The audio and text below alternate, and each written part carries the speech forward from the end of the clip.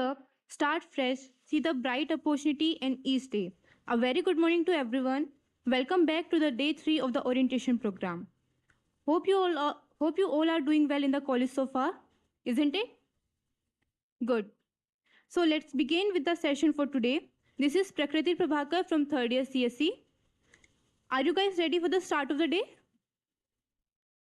So I request our chief guest, Professor R. Gururaj sir, to come to the dais and take the seat.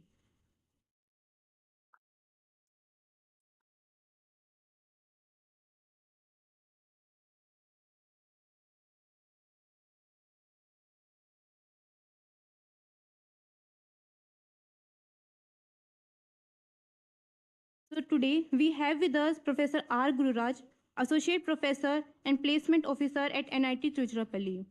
Let me introduce Sir.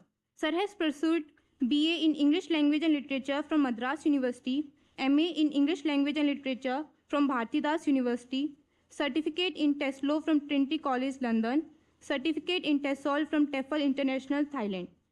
Sir has been lecturer in Shastra University and NIT Trichy, as well as he is currently Associate Professor in Department of Humanities and Social Science at NIT Trichy. Now, without further delay, I request Sir to please enlighten us with the Tamil culture in and after IIIT Trichy. Sir, please.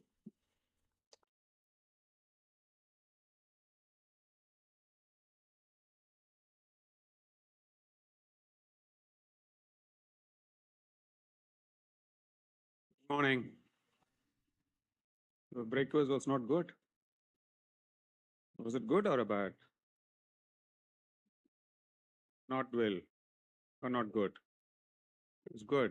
But when I said good morning, it wasn't seemed to be quite energetic. So hostel food. So how long you have been here in IIIT? 8 days. 2 days. Okay. I haven't met my undergraduate students yet. So they had the classes beginning on a Friday. And then I have a class from 9:20. So, but then the institute said the classes would begin on the first day on 10:30. So I missed my class yesterday. So I'll be meeting them on a Wednesday. So that will be about 60 people in the first year undergraduate. I mean, we have more than 1,000 students in the first year. And then probably close to 600 to 800 people at the master's level. Probably the bit of a history to volume. Could it come down a little bit? It was there in NIT Trichy campus for a few years, IIIT Trichy. And I had the opportunity to handle, at least for one semester, teaching them the basic communication. And in the subsequent years where I had my colleagues in the department handling. So later when you guys move to the permanent campus here, so you have your own faculty members. Okay, bit of a history or my association with IIIT Trichy. My talk will be on two parts. In the first part, I'll be talking to you about generally the culture around this place, because any central institute will have students from across the country. When I began my career in Shastra, much before you guys were born, there was a 1984. Everyone is from Tamil Nadu. Okay. So close to 40 years of my experience in teaching. Sometimes the people say, I don't look that. Probably because one reason when I interact with the students of just 17 to 22, 23, so probably I'll still look young because that's how it is. So yesterday I had the opportunity to meet three of my students who graduated in 2000. Even then you are not born. So that's a sweet 24 years after they graduated. So we had some fond memories of how they were when they were in the institute and how they are now. So when they were here on campus, it would be like a small kids, boys and girls. Now you can call them an aunts and uncles.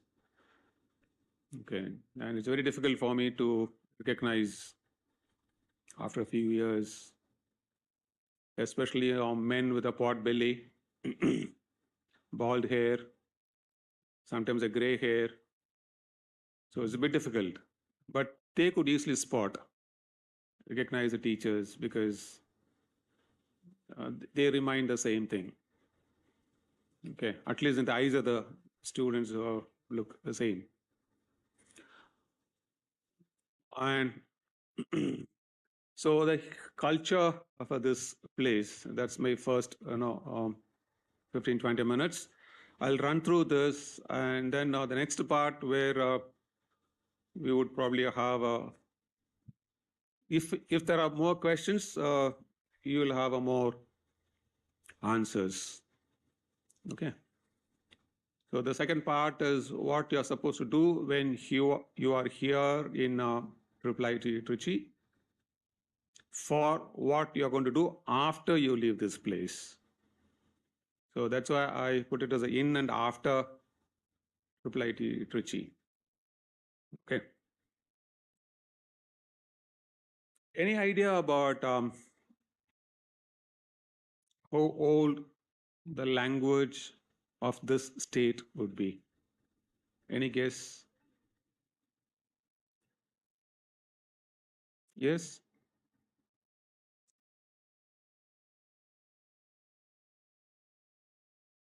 Any guess? 500 years?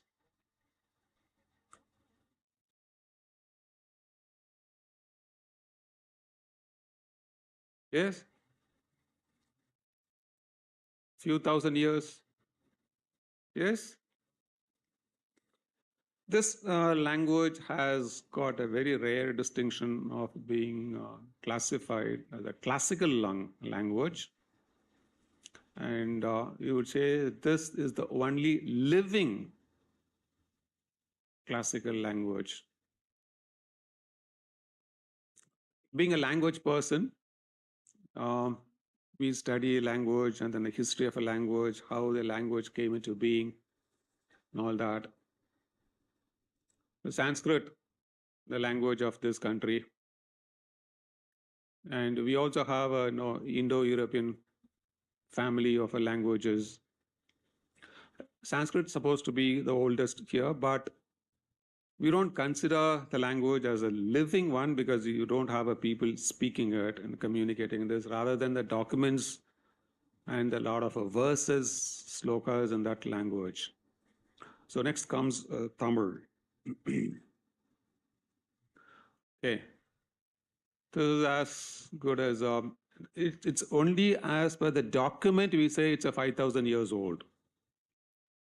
With the available document. But the history for which we don't have a document, probably it could be even longer than this. Yeah. So when I say a living a language, we need to have people speaking in that language.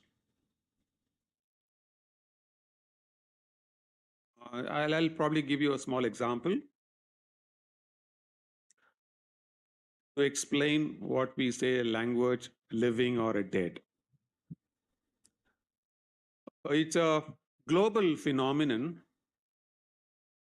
It's occurring across the globe. The phenomenon is languages are dying. I had an old student meeting me about 10, 15 years back. He said his parents would speak only Urdu at home. His parents. Okay. And with the kids, they use Hindi. When they go out to school or probably for other social activity, it's English and Hindi. So the parents started thinking that after them, it will be Hindi and English at home. So Urdu just goes out of their house.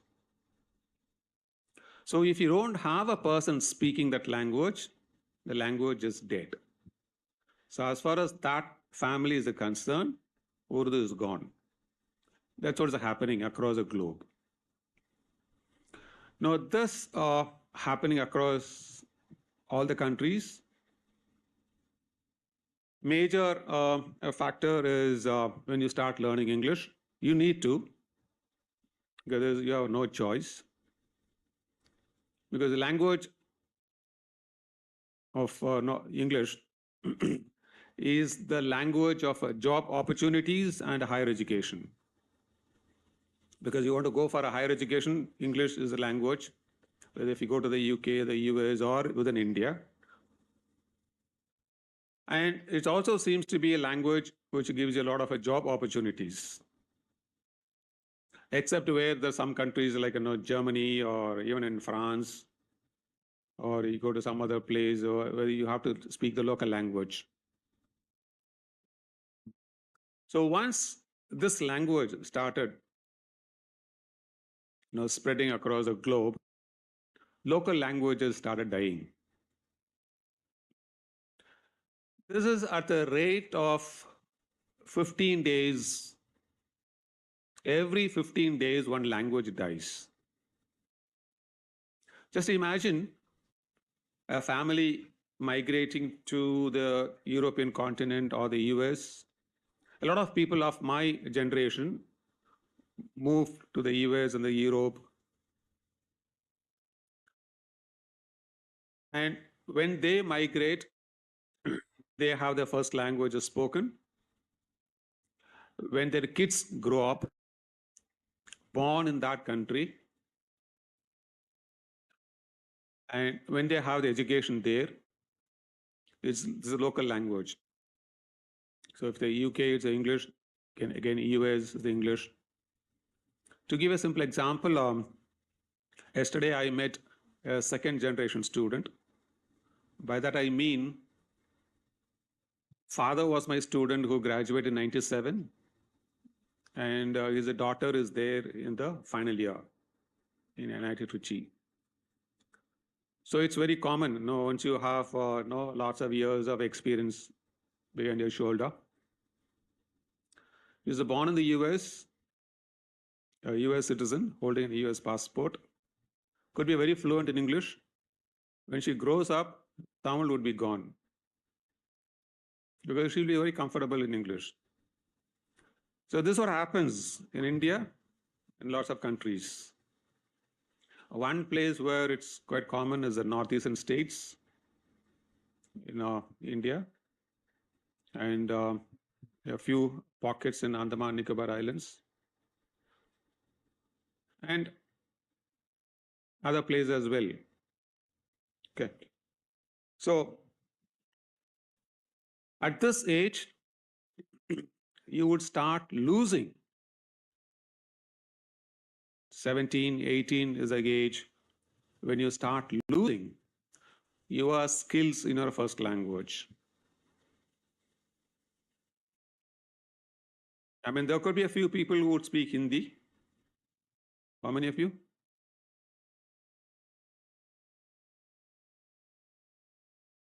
I don't think you'll be using English at home. Tamil?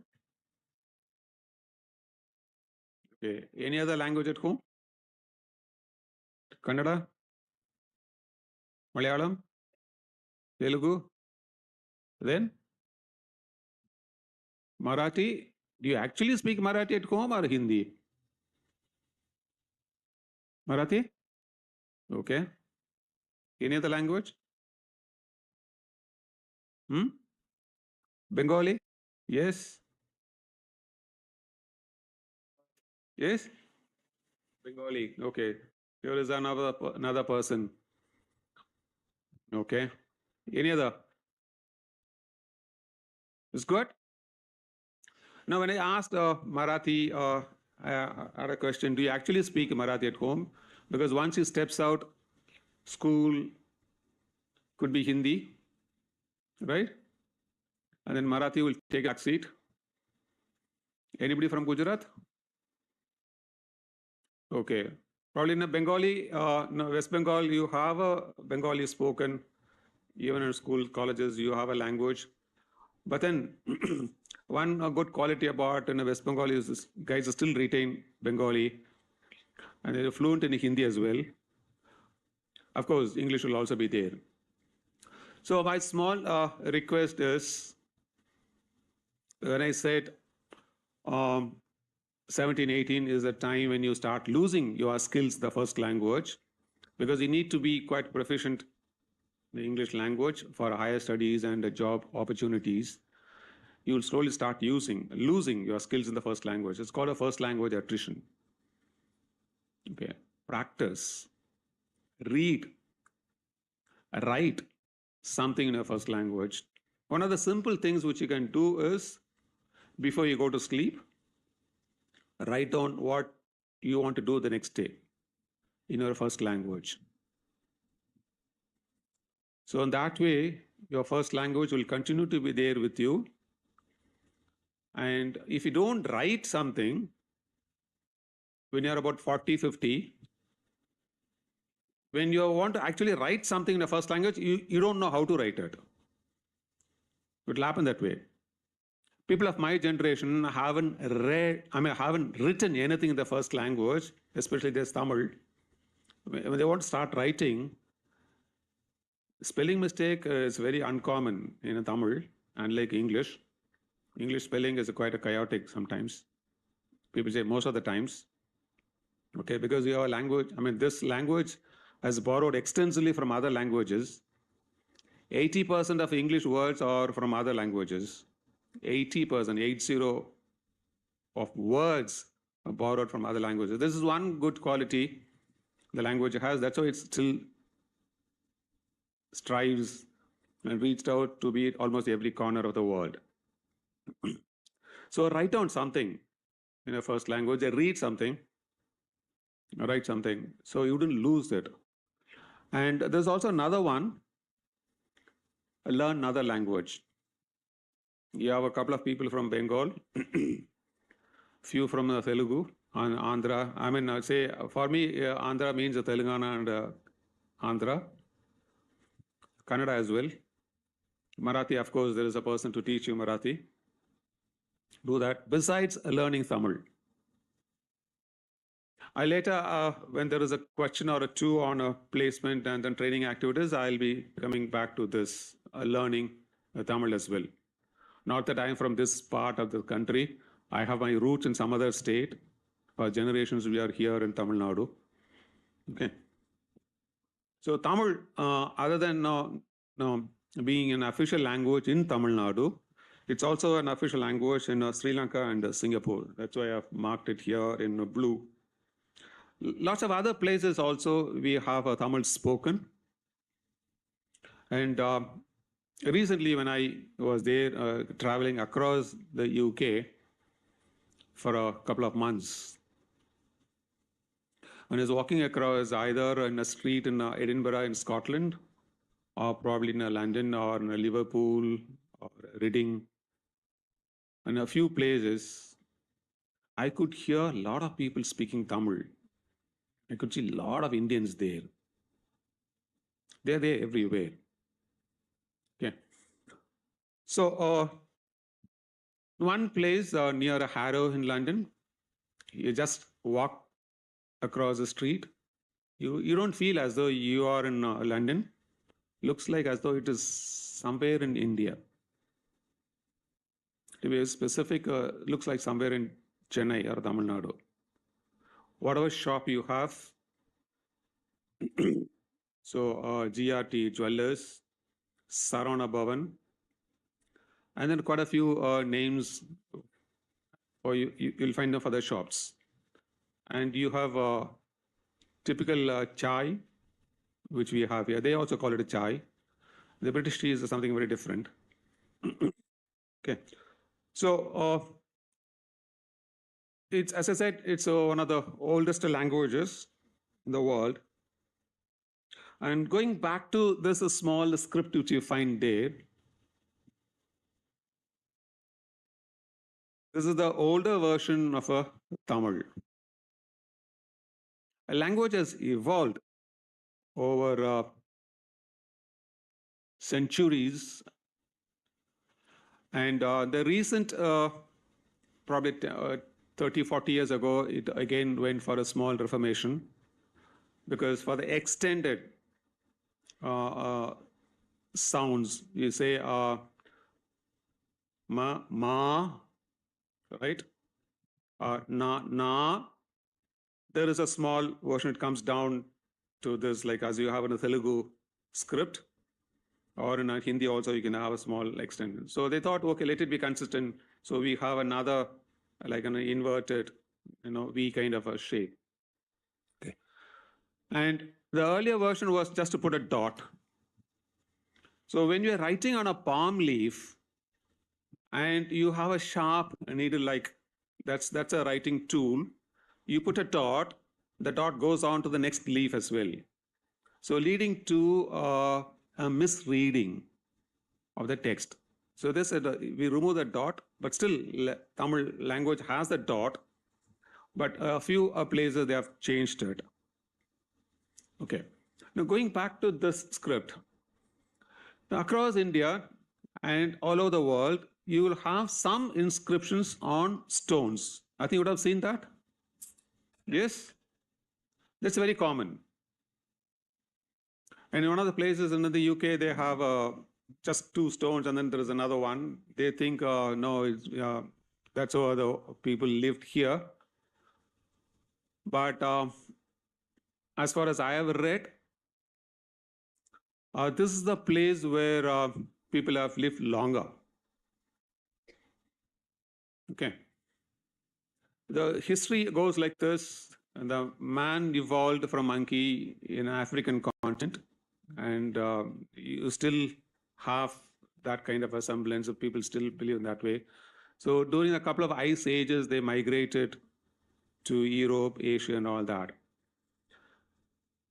The weather here was quite conducive for other pursuits. People who are there in the north, especially Delhi or north of Andhra, would need to have two sets of clothes, one during winter, the other during summer. Very common. And for them, Deepavali marks the beginning of wearing of a new set of clothes. And again, Holi marks going back to the old set of clothes. So during winter, you have one, and then once you celebrate a Holi, you wash all your woolen clothes and put them away. And then once Deepavali comes, and then you take them back.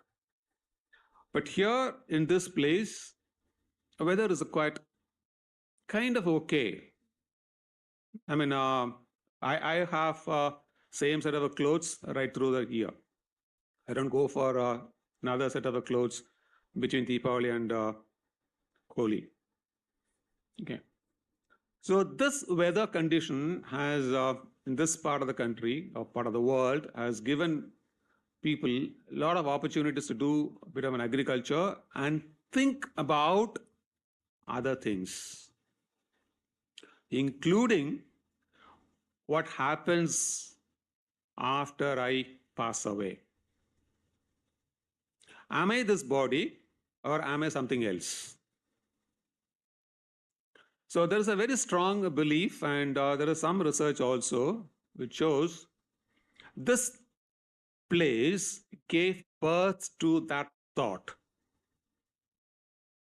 of a spirituality, thought of know what culture is. I mean, India in general, and southern India particularly. Because when you have something to eat and the weather is quite good, supportive, encouraging, you start thinking about other pursuits, culture, way of life. And you have lots of books on this, and we have a number of spiritual leaders who have been here.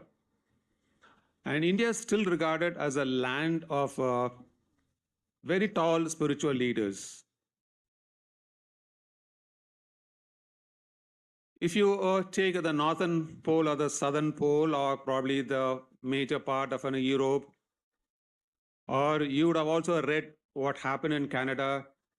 There's an Indian family got stuck. The car ran out of fuel and they were frozen to death. The weather is quite horrible. Okay. This is what people say when they go to US and other places for higher studies.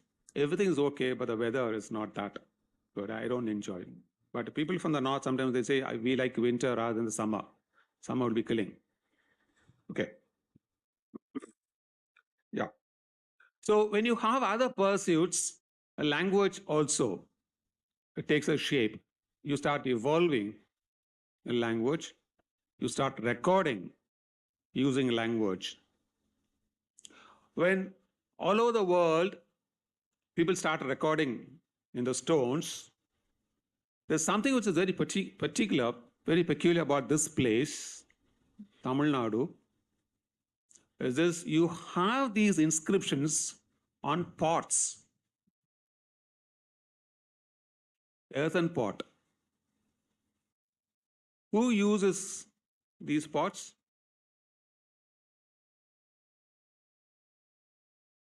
Yes? Who would use these pots? I don't say human beings. It's a man or a woman? Yes? Man would use it only when he wants to. The porridge.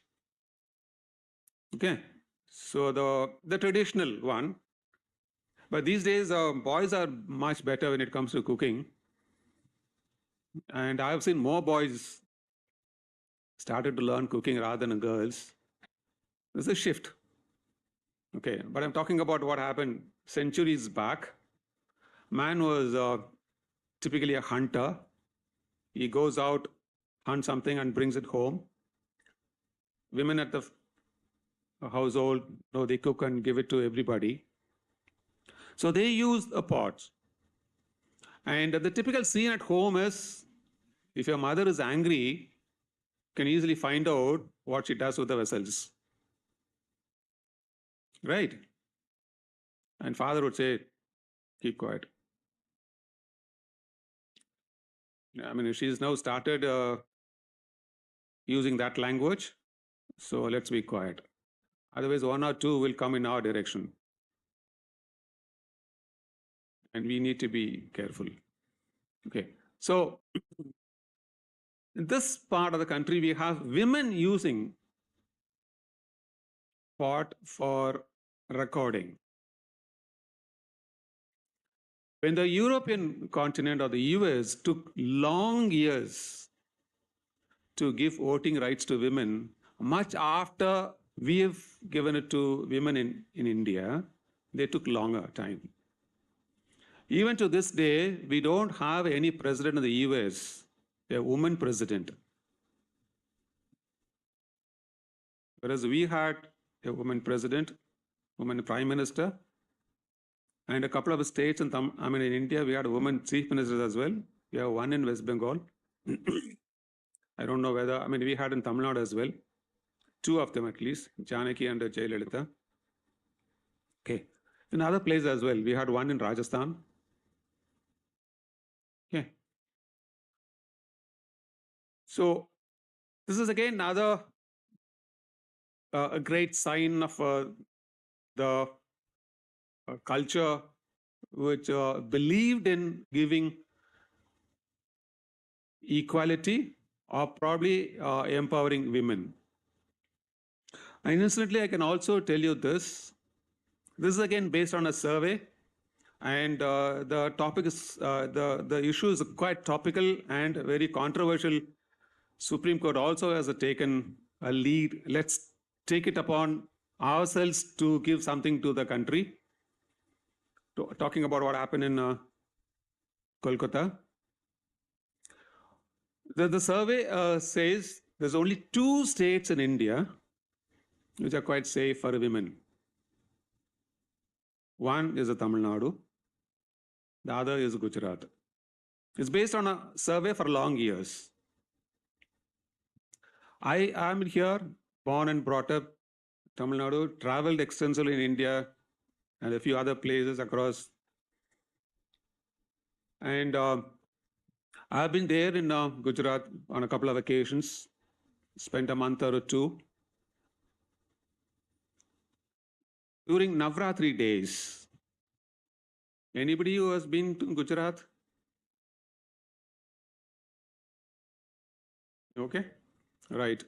What happens during Navratri days?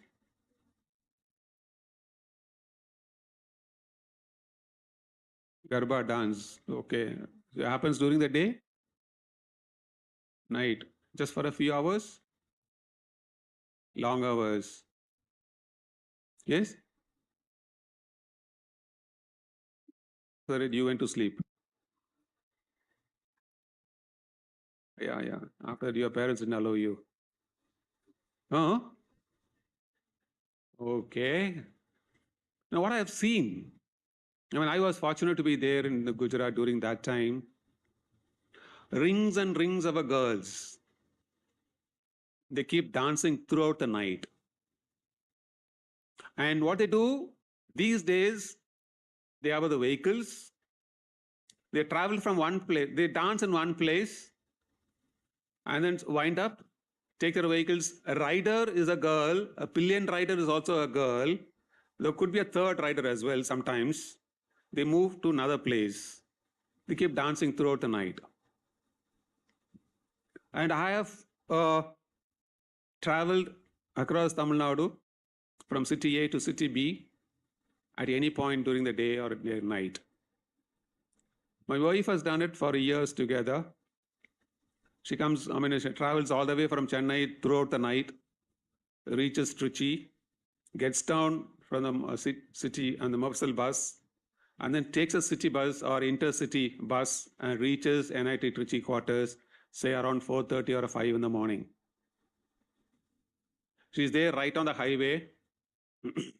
And when she tells me I'm going to travel this night, I said, okay, come, no issues.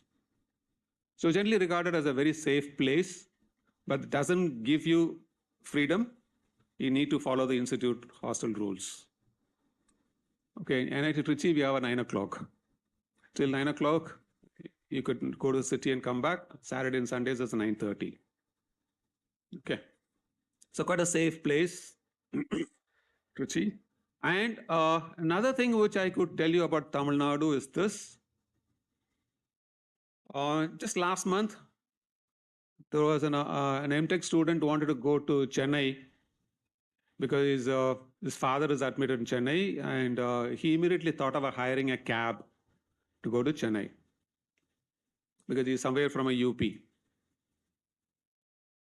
And we are wondering why you have to take a cab to go to Chennai. Go to the central bus stand, take a bus. People who come from other states I generally believe if you want to travel from city A to city B, you have to take a cab.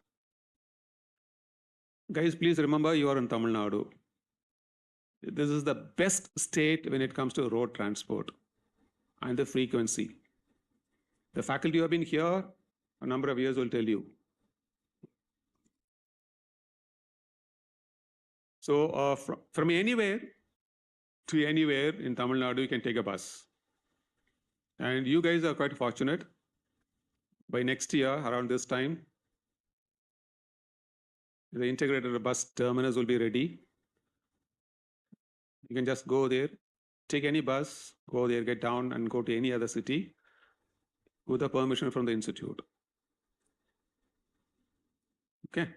because this is the age, and for most of you would be in a hostel for the first time in your life. You think if you have all the freedom, but please be responsible. So, women empowerment. Clothes I already talked to you about. You can just have the same set of clothes, and wherever I go, even if I travel across the UK, at home I have the same set of clothes. So once you venture out, you need to have layers and layers and layers of clothes. The north of England is a country, part of the UK, Scotland. This is about 20 degrees Celsius in London. A few people who have been there in London for a few years, they went to Scotland, Edinburgh, thinking the weather is fine. The moment they got out of the railway station at Edinburgh, they realized it's 10 degrees Celsius. They went back into the railway station to put a few more layers of clothes and come out of the railway station. You can't have a phone in your hand. So cold. Trichy, the weather condition is just 20 degrees to 40 degrees. The lowest will be about 20 degrees, not even 18. To see how the temperatures, have a small can of coconut oil, keep it near the window in your hostel, somewhere in December or January. Early morning, that's when you go to bed, around 4 o'clock or 5 o'clock. Just see how the oil is, could have frozen. And you guys read a bit of a chemistry and physics and all that. You can Google out and find out at what temperature the oil freezes. The highest is about 42 max. That's a maximum. So people who are in Andhra, and if they're in Hyderabad or something, there the winter will be quite pleasant, just around 15 degrees. Okay, here the winter, we don't call it a winter. I mean, later I'll be telling you it's only summer, eternal summer, permanent summer. 20 degrees is the lowest and 40 degrees. So you can have the same set of clothes throughout the year. So tell your parents not to spend too much on clothes. Sometimes when I go to hostel, when a batch has vacated, I could see trousers and shirts torn. When it comes to boys, they would have used the same set of jeans trousers for 4 years, just 2 or 3, or the tracksuit, and some shirt which are used for years together, and collar it on. If at all they use a shirt like this, or round collar it, or collar, the t-shirt with a collar, that's it. When the parents come to vacate, they say, no use taking them. Now, that's what happened with my son as well. Okay. Food. This is the best place for you to have idlis and dosas. It's very difficult for you to have it somewhere in the north. Okay. You don't find a rasgulla here, right? But if you go to Pondicherry, you have a rasgulla with a coating of milgova. Okay.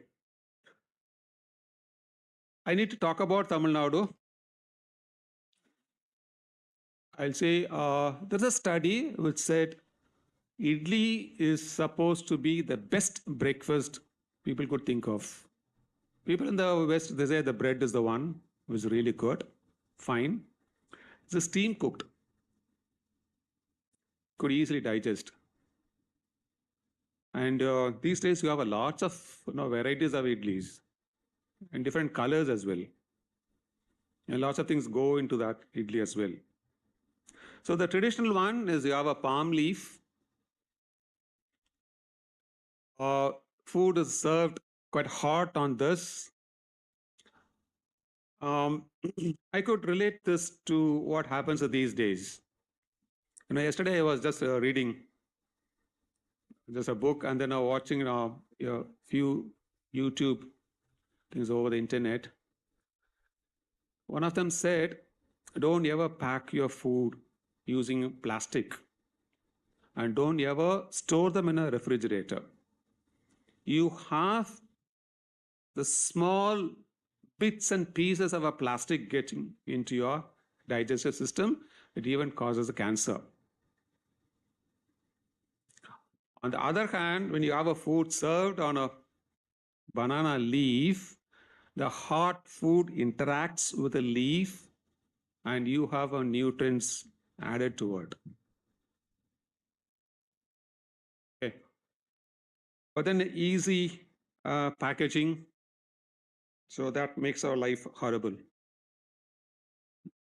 There's also another way. One person said, the medical science has advanced so much that there isn't any person who is 100% healthy mentally or physically.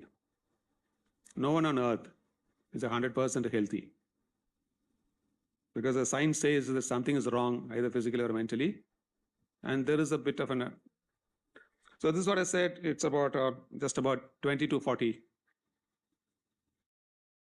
And this is one place where you have a long coastal line, probably next to Andhra. Andhra will have a longer, probably the longest coastline. And Andhra is usually divided into three parts: Telangana, Andhra, and then say the coastal Andhra. So they have their own culture.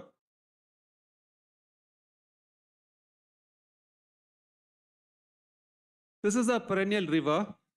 You'll have a chance to go, and especially if you're, I mean, it's a bit long distance for you to go. If it's IIITT, just a half an hour drive, bus ride from a campus to Kaveri River, they could see. This is the best one we have. And there is a dam across this river, built more than 2000 years ago during the Chola period, and still operational. Okay. What do you call Kallanai? There's a place where you have a river gets into two. I deliberately chose a second picture where there is an old lady writing something, trying to figure out what is there in the palm leaves. Because as I said earlier, women had the opportunity and they utilize the opportunity to record something on the pots which they use. Recently, we had language being recognized as a classical one. This is again a very traditional folk arts of this place. There's an institute in Trichy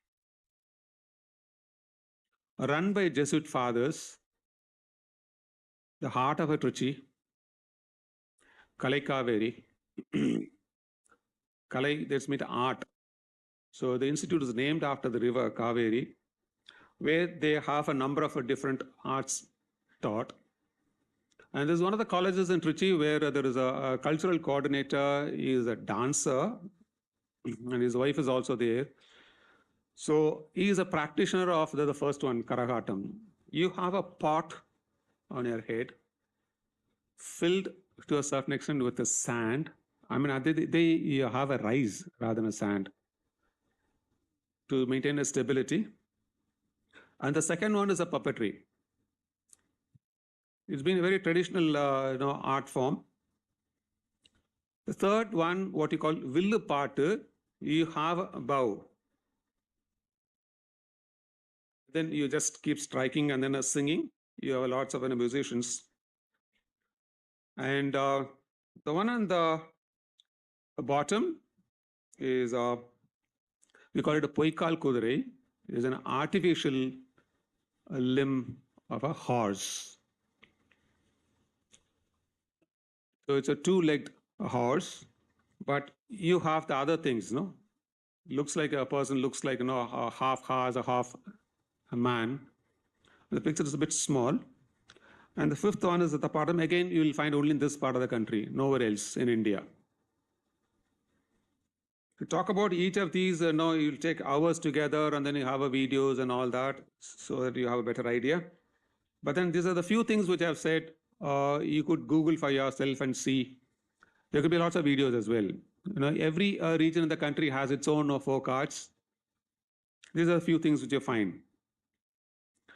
Festivals, when it comes to, that's there in the Pongal, it's a harvest festival. It's celebrated across the country, Sankranti, and lots of other names. And you get it during the Pongal days. The mid-Jan, you get a holiday.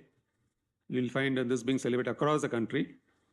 But what is good about this place is the first day you celebrate, you kind of thank the earth, thank the rain god, thank the animals also who help you in the farm. And there's another one, the Karthi Deepam, celebrated in a big way in Tiruvannamalai. This is again another major spiritual center, this place.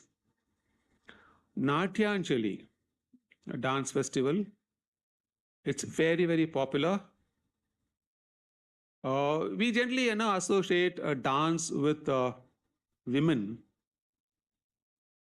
But there was a doctor who said it's actually men who are better designed to dance, not only for long hours, even for a number of different nuances of the dance.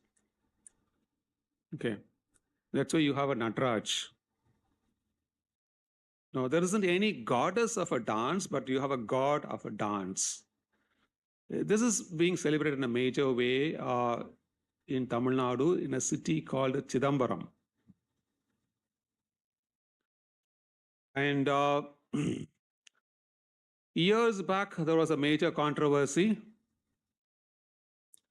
Entire Chennai, just imagine, almost 50, 60 lakhs of people living in Chennai assembling or gathering on a beach.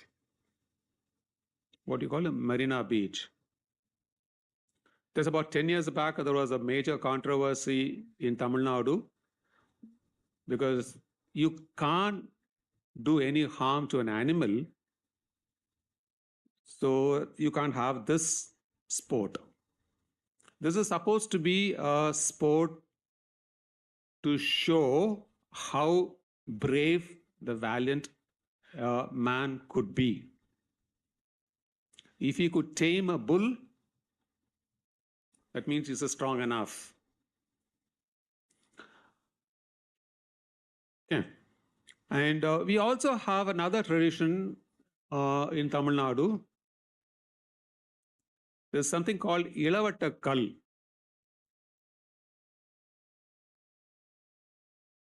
If a man has to marry, he has to prove that he is strong enough to beat other men in case there is a danger to the girl he is supposed to marry or he wants to marry. Because he has to safeguard his women folk at home. He has to prove. You could see that in some of the Tamil movies. There's a very popular movie, wherein Shivaji Ganesan, Mudal Maryade. Yes. Almost 60-year-old guy, and it happens only in movies, okay? And if you want to see a real movie stuff, you can watch the Telugu movies. You have a lot of stuff like this. A hero riding a two-wheeler overtakes a car, and then he kicks the car just goes for a spin. Okay, it could happen only in the movies, especially in the Telugu movies. Okay. It's a good entertainer when you watch the Telugu movies, especially for this stuff. And also for a good punchlines. Movies of any language in India has some entertainment other. If you want to sit back, relax with a cup of tea, some snacks, and then you want to have some serious real study, watch a Malayalam movie. Storyline would be just one word, that's it. Okay, if this fellow takes a bike with his dog along with him. He wants to spend day with the dog. That's a movie. But just imagine a Telugu movie with this, nobody in Andhra would watch that movie. It's gone. Yes? Yes. But in Kerala, you have people like, probably in West Bengal also, you have entire movie, just two people will be playing chess. That's it. And could be a very classical movie. Lots of reviews and critics will be there on the movie. Okay. So, lots of things about this. So, there's be a big stone of this size, not a small like this, a huge stone which you have to lift and drop it over the shoulder. That means you prove that you're strong enough to defend your girl. Okay, so that was also a part of this land's culture. And occupation, you have a number of different varieties here. So mainly agriculture, weaving, and fishing, of course, salt. 5 pounds is 1 kg of a salt in the UK. 5 pounds, 1 pound is about 107 rupees. So if you want to buy 1 kilogram of salt, it's about 550 rupees in the UK. You spend 5 rupees here and take 1 kg of salt. Even though UK is an island. So much of the salt industry happens across the coast of Tamil Nadu, especially if you go to the southern part of Tamil Nadu, Thoothukudi. And there's also another place where you have a lot of musical instruments made, especially Veena. When you have a Saraswati, you have a Veena, goddess of learning. Okay. And another one is IT, the recent days.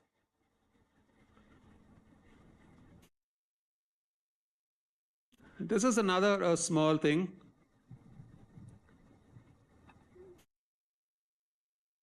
People of this place are generally regarded as a very simple, passive, non-violent, non-aggressive, home-loving, gentle, okay, kind of laid-back kind of a life.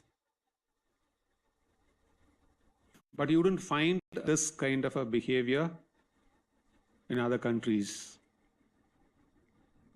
Either they think too much of themselves, what we call chin-up attitude, or a little aggressive, intrusive.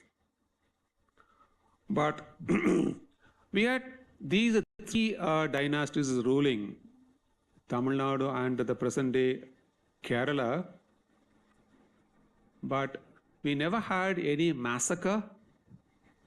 The recent ones happened during the partition. Lots of people got killed, especially in Bengal, West Bengal, where in the Bangladesh and then West Bengal. And then Gandhi had to go on indefinite fast to bring that down. So this place was kind of a peace-loving. Okay, even though we had a number of dynasties of the kingdoms and all that.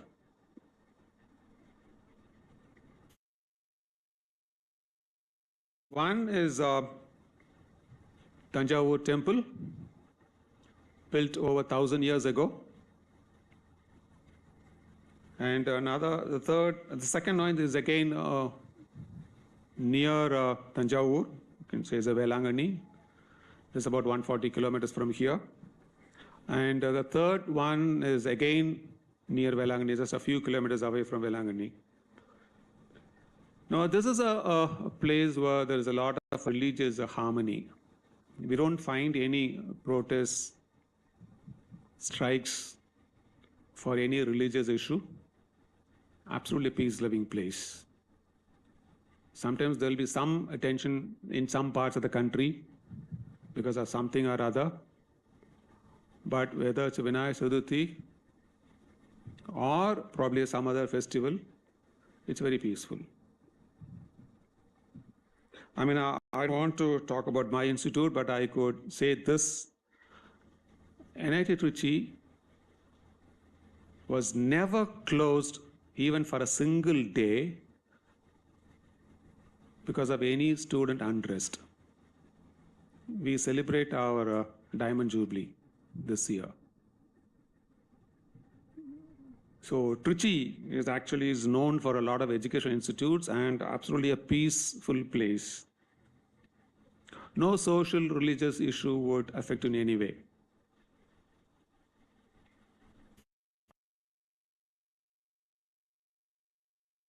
As the river Kaveri flows from Trichy towards the sea, every few kilometers you have some temple or other. Okay, and there's a reason behind it, I'll tell you. You will have an opportunity to go to this place, what you call it, the Rockford, Uchipillayar Koil. You'll find in a Vinayaka temple, the top.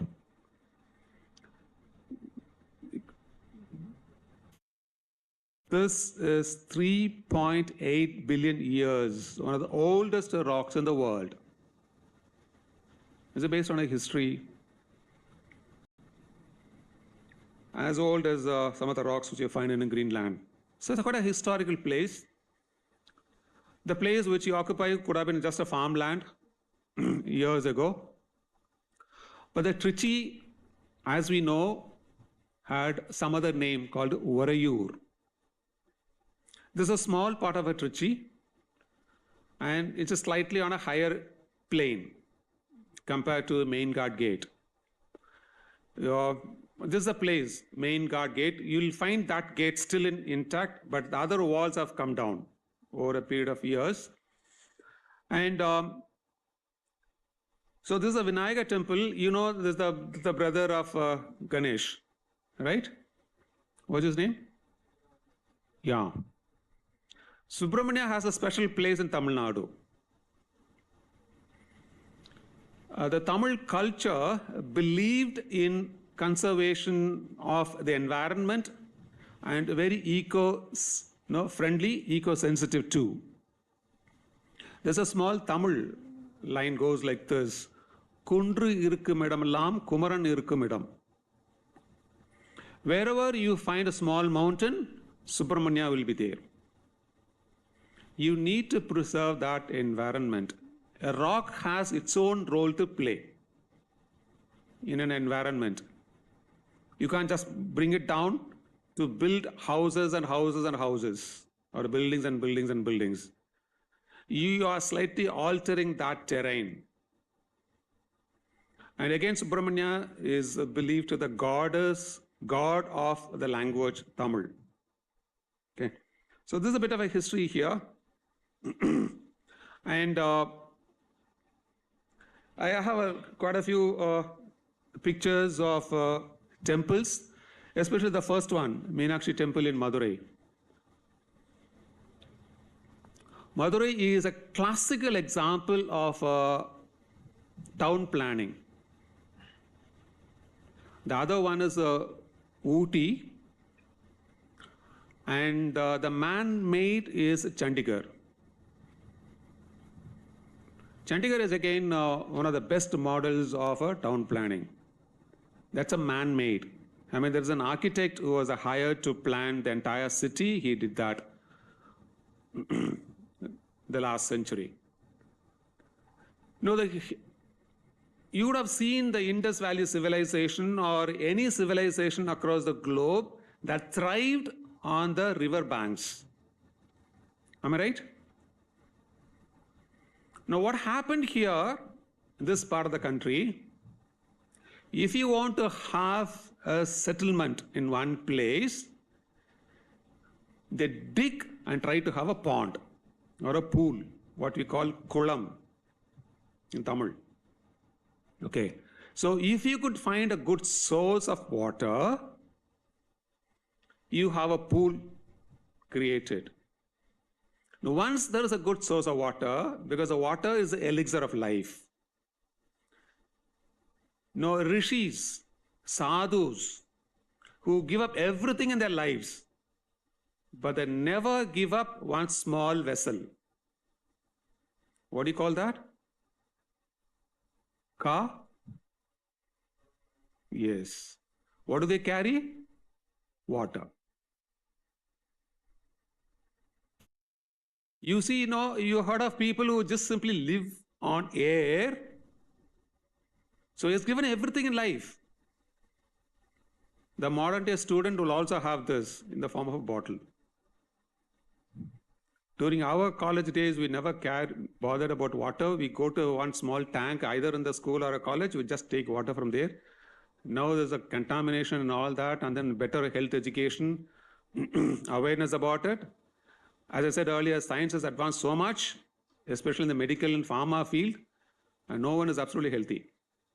So you have to ensure that you don't get any contaminated water. Okay, even the Rishi had to carry water because you need to drink. You could survive for weeks together without food, but not more than a week without water. So Rishi need to have water. So need to have a source of water found out, and then you build a temple.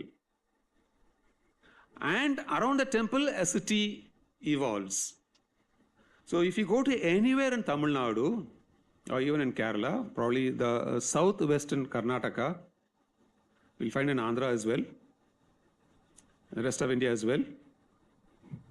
A city has evolved around a temple, around a place of worship. Okay. Now these temples do have a role to play. Primary occupation was agriculture, because you need to have a food to live. And you can't do that agriculture work throughout the year. Probably you do it for 6 months max. And then what do you do? And the produce, what you get from the field, should be stored in some place. So when you get an opportunity to go to Srirangam temple, just ask for the storehouse, the temple. You have a container, probably 5-6 meters of diameter, a round container. There will be 10-15 of them. So those days, temples were regarded as a storehouse of a treasure. One good example is the temple in Thiruvananthapuram. People say, you have a gold worth lakhs of crores. Could be there in any temple. And place of a culture, and a place where you kind of recharge your battery. You have some disturbance or something and all that goes there, sit, think of your own self. You need not think of any one particular God, just think of your own self. That's what people say in meditation, irrespective of any religion. So it's a granary, treasure house of wealth, and storehouse of grains. If you just go to the tower of a temple, you find some container. What do you call that? Yes? No, on top of it, some metallic containers. Have you ever bothered to see what is inside? Yes? Next time when you get an opportunity, it's very rare for you to get an opportunity to look into this. It will be grains in that. If there is a famine and you don't have a food, and because of a water scarcity, and when it rains, you could take grains from there. That will be like the seeds. So there is a kind of a tradition goes into this. So it's a city around the temple. And during the 6 months, you probably take care of the temple, or the food comes from the temple, or you construct a temple. And that's how people give the history of a Tanjavur big temple. And once you have, now as I said, the river Kaveri is a perennial river. So every few kilometers, you'll find one temple there. As I said, you have food to eat, everything is taken care of. What else in life? So let me think of other aspects of life. Let me think of a society. And then eventually you give birth to spirituality and other things, and then you think of life after life, life after death. So once you think of your knowledge enhancement, spiritual advancement, and the modern day recognition comes in this form. C.V. Raman, born in Trichy. Your Indian Institute of Science, Bangalore. Any idea for what it is called earlier? Yes? A 60-year-old rickshaw driver has some other name for it. He'll say Tata Institute. Raman worked there. And you have a Subramaniam Chandrasekhar, studied in Chennai, both in school and college, an Indo-American. And then recently you have Venkatraman, Ramakrishnan. You could see what his contribution is, and history and all that. He was there in the UK, then later settled in the US. And the modern day. Who's Rishi Sunak? Yes? Ex-Prime Minister of UK. How about his roots? Look at the name Rishi. Right? Any idea there's where his forefathers are from? Any guess?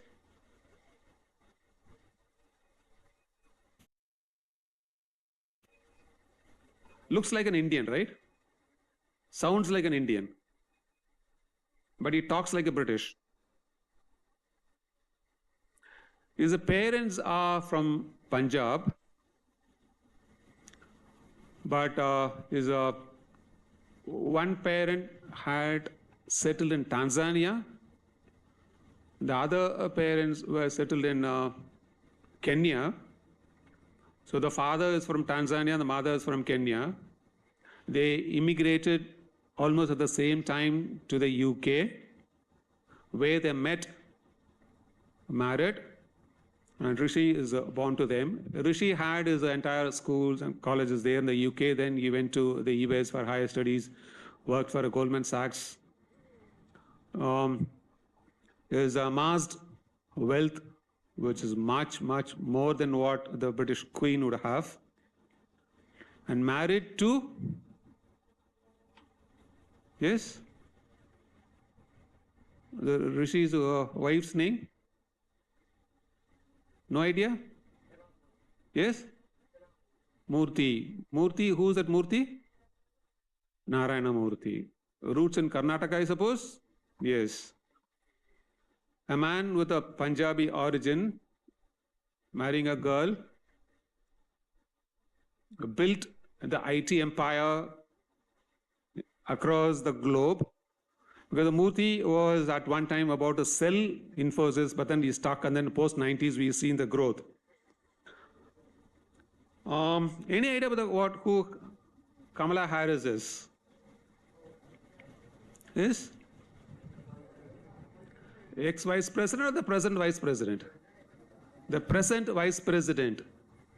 Her mother is from Chennai, Shyamala Gopalan.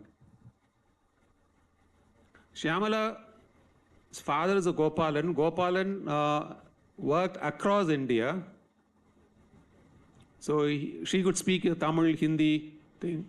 And then for her higher studies, she went to the US, married there, settled. Okay. And then Kamala married the local guy called Harris. So you have a person of Indian origin, particularly Tamil origin, as a vice president. I don't know, might be wrong, probably right. the first ever woman vice president of the US has its roots in one way in Tamil Nadu. Okay. And the second one, Usha. Any idea?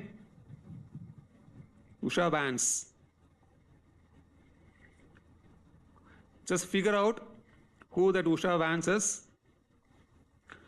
Her father's father, basically from Andhra, taught physics at IIT Madras, and her father studied in IIT Madras. And Usha went to the US for higher studies, settled there. And her father himself went to the US after studying mechanical engineering in IIT Madras. She went there, settled. I mean, she was born and brought up there and married the guy there called Vance. Any idea of who the Usha is? You know Trump?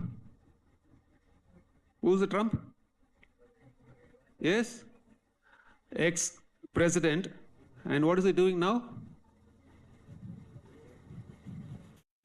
He's again trying to be president. Right. Now, there's something called a running mate. A running mate, M-A-T-E.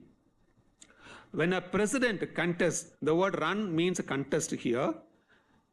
When there is somebody is contesting to be the president, he should have another one for the vice president post.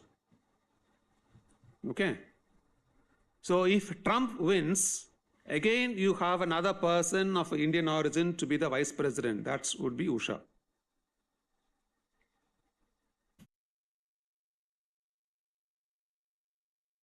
So we usually use the word cultured human being. So if there is a culture, there is a close this hereafter. I don't require this.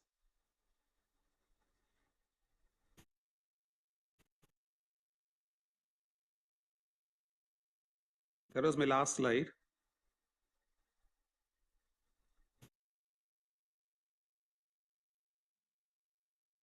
So you say, cultured human being. So culture is carried in a language. Culture is shown in your behavior, in your interaction, in your intellectual pursuit, and in your professional approach to anything you do. So that's a basis. Now that's why you have a talk on the local culture. One of the things about this local culture, which I didn't tell you earlier, is this.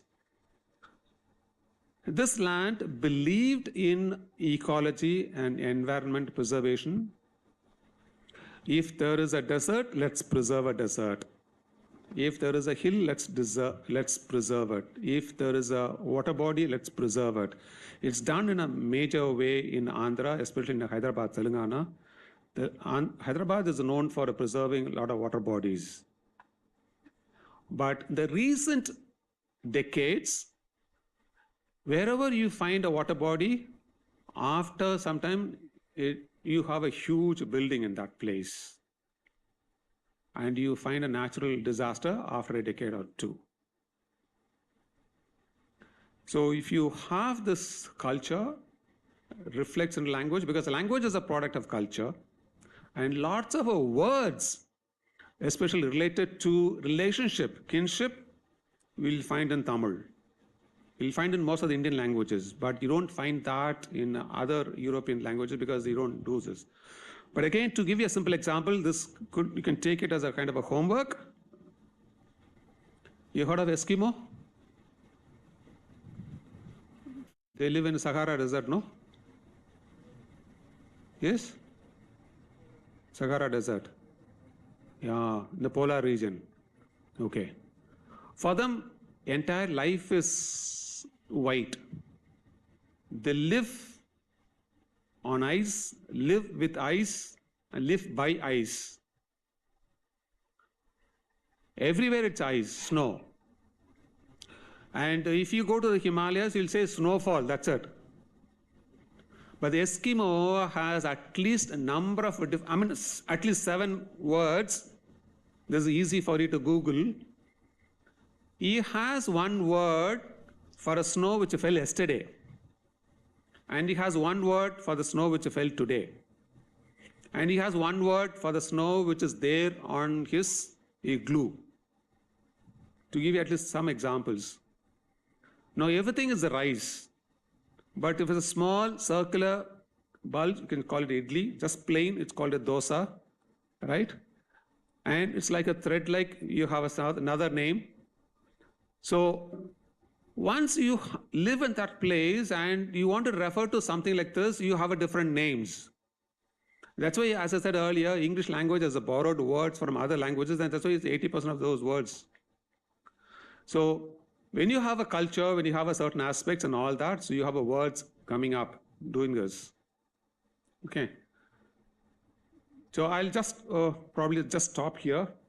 People are getting restless. Okay. So started moving. And usually that happens with me, when I tend to talk, I think probably digress and then eventually come to the topic there. The next part of my thing is how and what you need to do to be gainfully employed. Okay. But the next part of it is like what you need to do. Because immediately after I stop, you have Dr. Devasena talking about training and placement. And I'm part of my institute training and placement department for a couple of decades. Okay. So I do an association with that. I'm not going to have any slides related to that kind of an activity. I just want to have a kind of a free-wheeling discussion on that. I just tell you a few things, and the rest of it will be based on your questions. The second part of my interaction with you. When you come here to spend 4 years, you want to leave this place with a job, most of you. Some of you would like to go for this option, higher studies. That's also a good one. Probably in your own area of a computer science or ECE. And probably one or two would even like to start your own business venture. So what you need to do, either you want to start your own venture, or probably you want to go for higher studies, or the majority would go for jobs. So that's my assumption.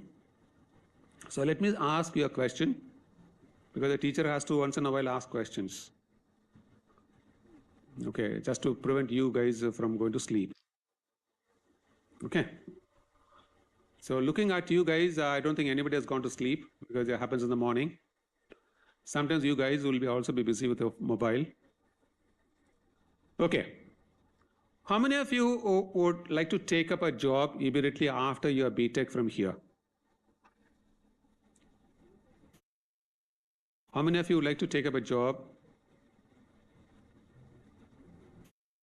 Okay.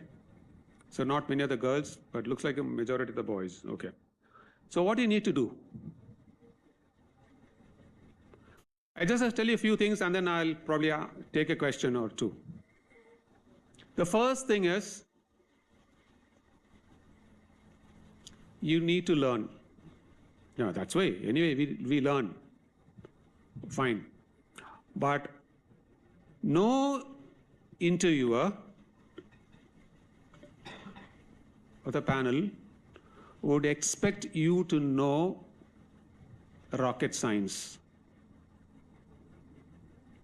Okay. They wouldn't expect you to know, by rocket science, I mean, they wouldn't expect you to know the recent developments in the field. That you can easily find out if you do a chat GPT. AI is a major threat when it comes to certain aspects of a learning, formal learning. Okay. What they expect you to do is you need to be strong in your fundamentals. Whether you take up a software job and your branch is ECE or not, so you need to have the fundamentals, basic things. And these basic things you start learning only from observation and then applying what you learned in the school. I'm not saying what you learned in the college. That also happens. For example, if it's a computer science, I'm a non-technical, non-science person. But this is what I heard from a people, and this is what they insist on, expect also. If you are there in a computer science branch and you want to go for a software job, the first thing you need to have a good, strong foundation is in the algorithm. Need to have a clear understanding, proper grounding in this. A few years back, people said, no, you need to learn Python. And you need to be very strong in R. And then when I was in a college, they Fortran, formula translation. Okay, nobody knows. And sometime back, they said basic. And they said visual basic. Okay. And there are lots of things. And then DBase. And then they say, what is a package and what is a language and all those stuff, because you wouldn't have heard about those things at all. To give you a simple example, what I'm talking about, now, you heard of Orkut? No way. You know what Facebook is? Yes. Before Facebook, there's something called Orkut. Some of my colleagues who joined in 2007 in IIITT, before joining IIITT, they just went to Orkut and see what are the discussions going on in Orkut about IIITT and the culture and all that. So they come prepared. Now, what happens during, your generation, Facebook? No, that's only for the grandfathers, not for my age. Insta. Yes? That's where the world is. WhatsApp also, the kind of, no, there's something else. Now, I'm okay in Telegram, and I have a huge followers in my page and all that. It's fine. Now, this is what I'm saying. In those days, a DBase, a Fortran, is like Orkut, Facebook, kind of. Okay. So you need to be quite strong in the basics. Technology would change. Okay. So that would change. Anyway, would change. The first mobile phone was as big as a brick. And I have seen, as a school boy, a wireless set. Okay. Will have a huge battery, bigger than this, and probably almost the table size wireless set. If there is a superintendent of police, an IPS officer, wants to talk to someone using the wireless, there should be a constable carrying that, like a backpack. So he has to show his back to the police officer, senior officer, he'll use this in it. Now, they have a small mobile like. So miniaturization, it becomes smaller and smaller and smaller, and then 1100. He knows what it is. None of you guys would know. Nokia phone. Made for India,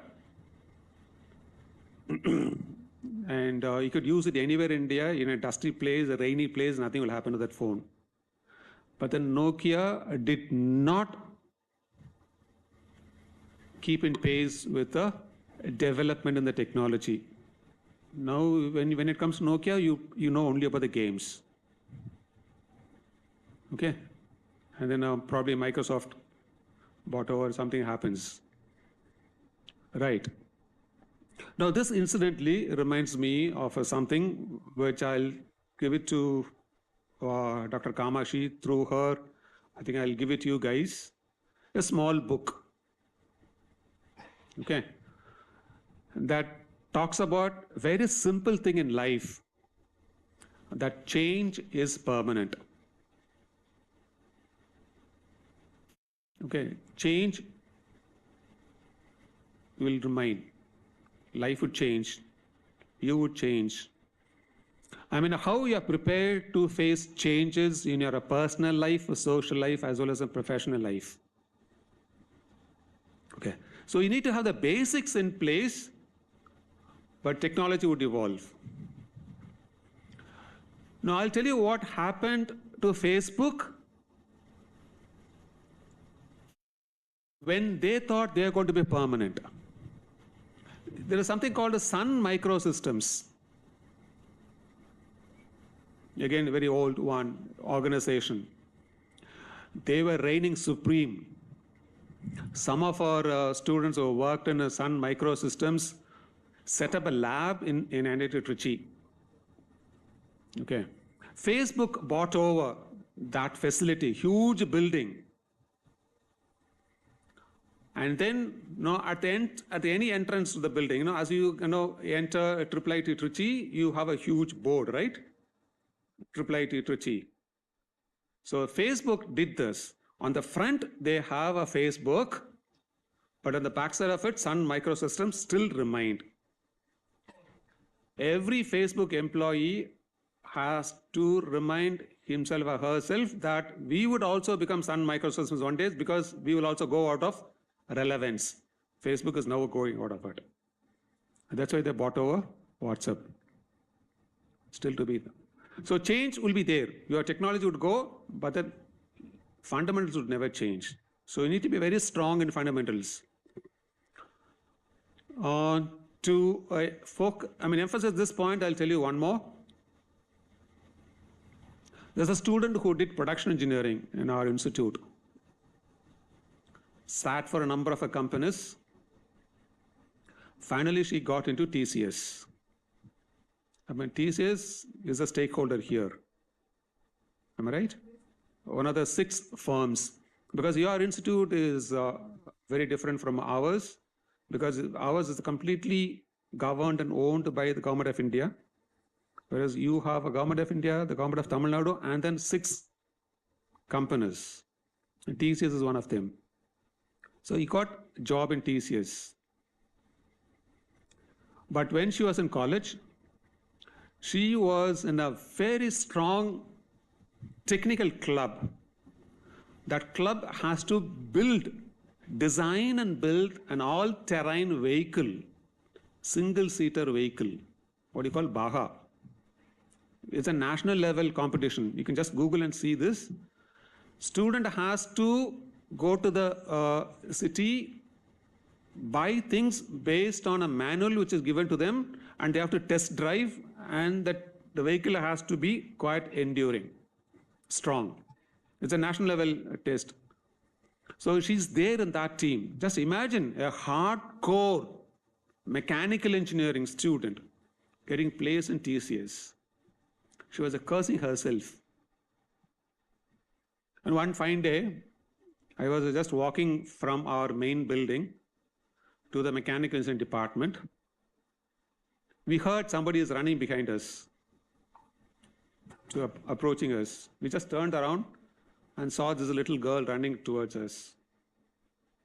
And she narrated the story. Sir, I was there in Baha team. I thought I'm a hardcore mechanical engineer. Got placed in TCS. I was cursing myself. Now I'm happy working for a TCS.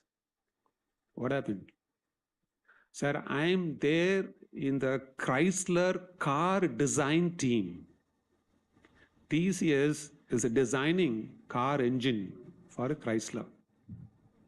This team in TCS. Later, she moved to another aircraft industry. again as a designer, settled in Bangalore. Okay. So when it goes to this, you think you're only a computer science engineer or an ECE. Believe me, computer science belongs to everybody. It's not your field anymore. As I say, language is there for everyone, whether it's a natural or artificial. Am I right? There's a production engineering student at our institute. He was interviewed by Facebook because he has got so much of a knowledge and the skills in computer science. If I take a production engineer to work in a Facebook or probably in a TCS, he has a basic mechanical engineering knowledge and his skill set in the software is also good.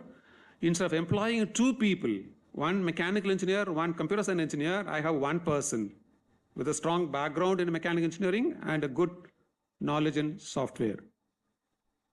This makes much better sense. So don't ever imagine or be there in your own world. I'm a computer science engineer, can do this. You know only language, that's it. But there are others catching up. But if a child grows up in a software environment at home and the child has access, a 15-year-old boy or a girl could be competing with you. We'll test. Because these kids learn very fast. So you need to have a very strong fundamentals. That's number one. Number two, you have to build your CV. How do you do that? If you are in a computer science or in a ECE, even though I have two faculty members here,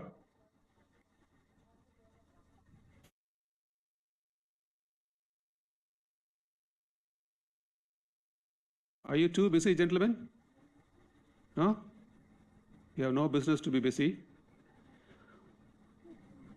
If a phone rings in my class, this is what I tell my students. I'll be very happy to give you when you come back for a convocation. You know what that means? Only one phone could ring in my class. That's mine. No other phone. Okay? This is another thing which you guys have to learn.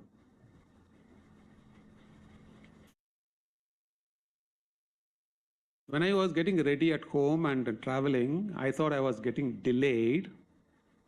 I told the cab driver, I need to be there at least by 9:45. You do whatever you want to do. Punctuality is one quality we need to have because you earn respect and respect others' time as well. Okay. And this is for the teachers as well, more so for set of students. Don't ever your phone should ring in a meeting. That means you are insulting all others in the gathering. You're showing I'm too important.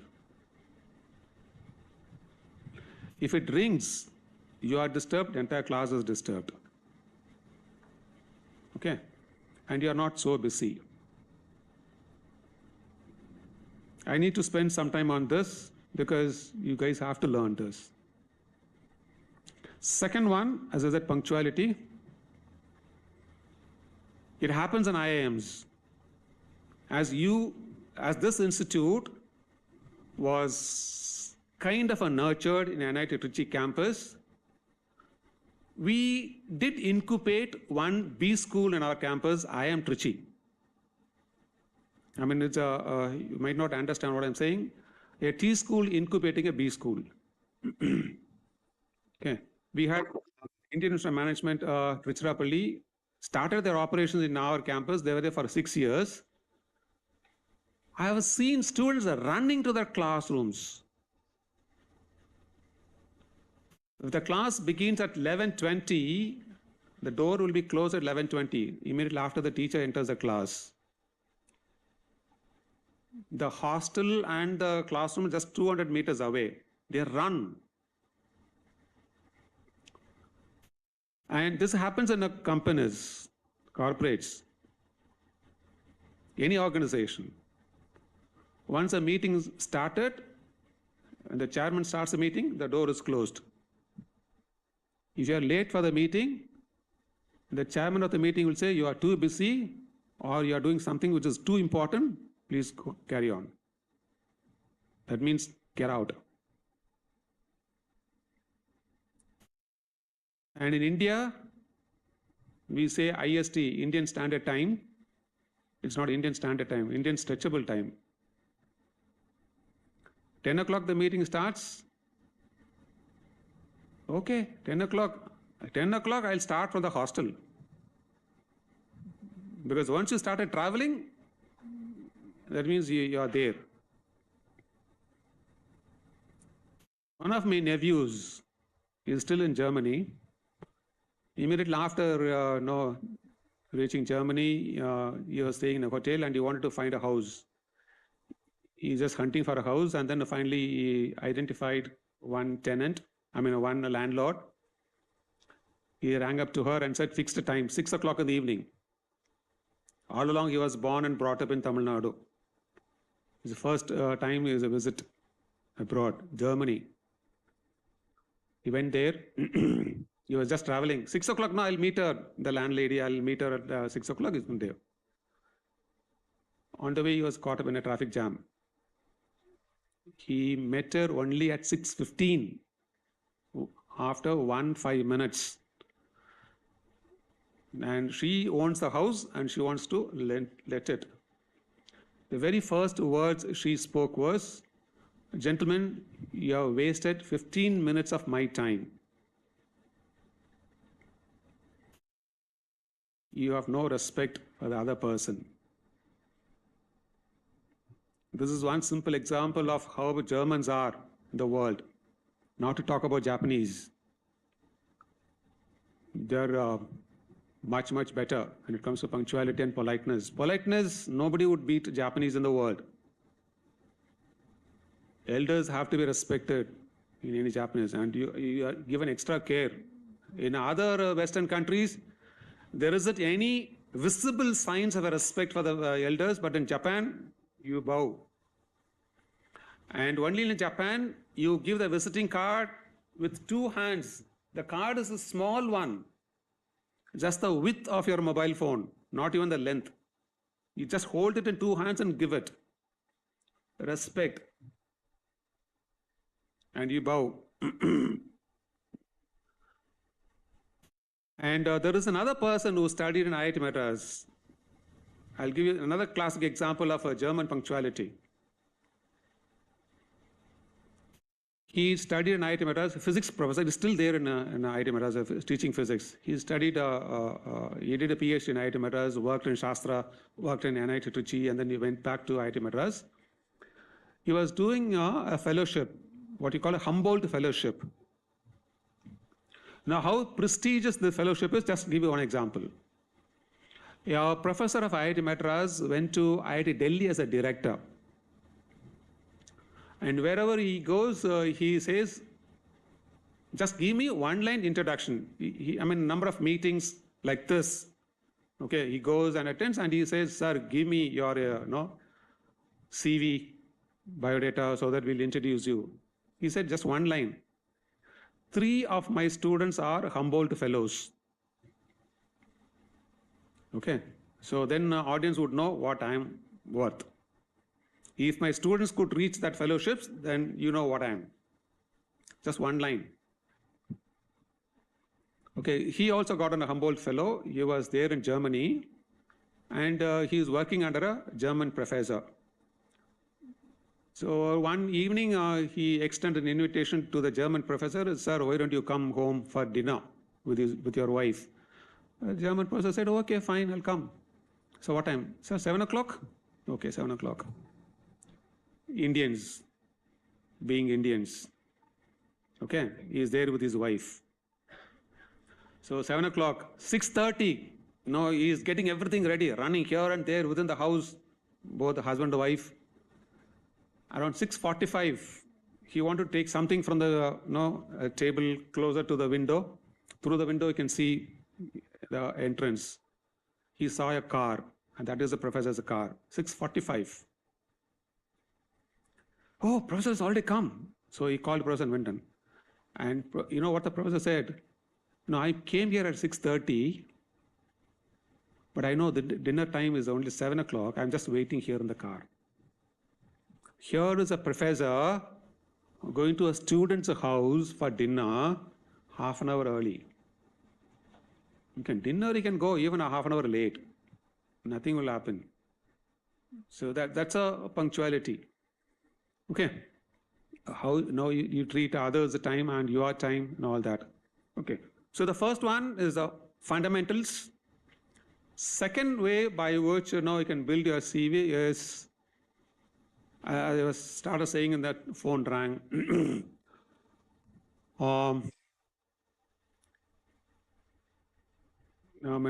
I could even explain this to your director later on. If there is one field where you could expect least or probably nothing from the faculty, is the computer science field. Okay. Don't expect that you have to be taught everything if your branch is computer science and engineering. No offense intended to the computer science faculty here. Probably he would know. You're an EC, right? Huh? Computer science? Yes. A final year student. Okay. He would know the meaning of this statement. Technology would change. The lifespan of one generation in a software technology is 30 minutes.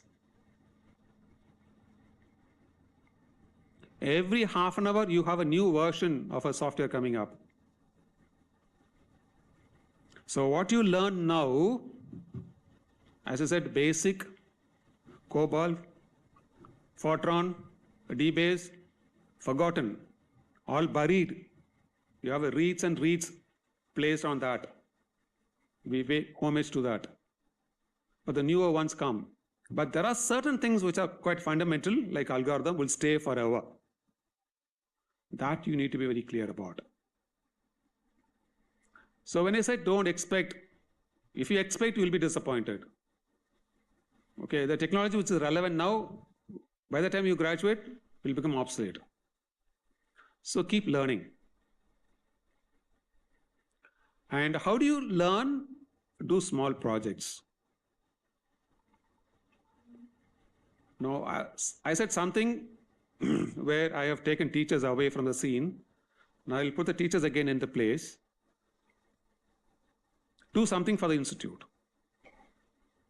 Do some small project for the institute. Now there's something called a Technical Education Quality Improvement Program. Faculty would know. This is a World Bank funded project. And I was also one of the beneficiaries, and then I spent 1 month in Edinburgh under the project, doing some course there in Scotland. Okay. So during the implementation of that World Bank funded project, there's a lot of documentation work happens.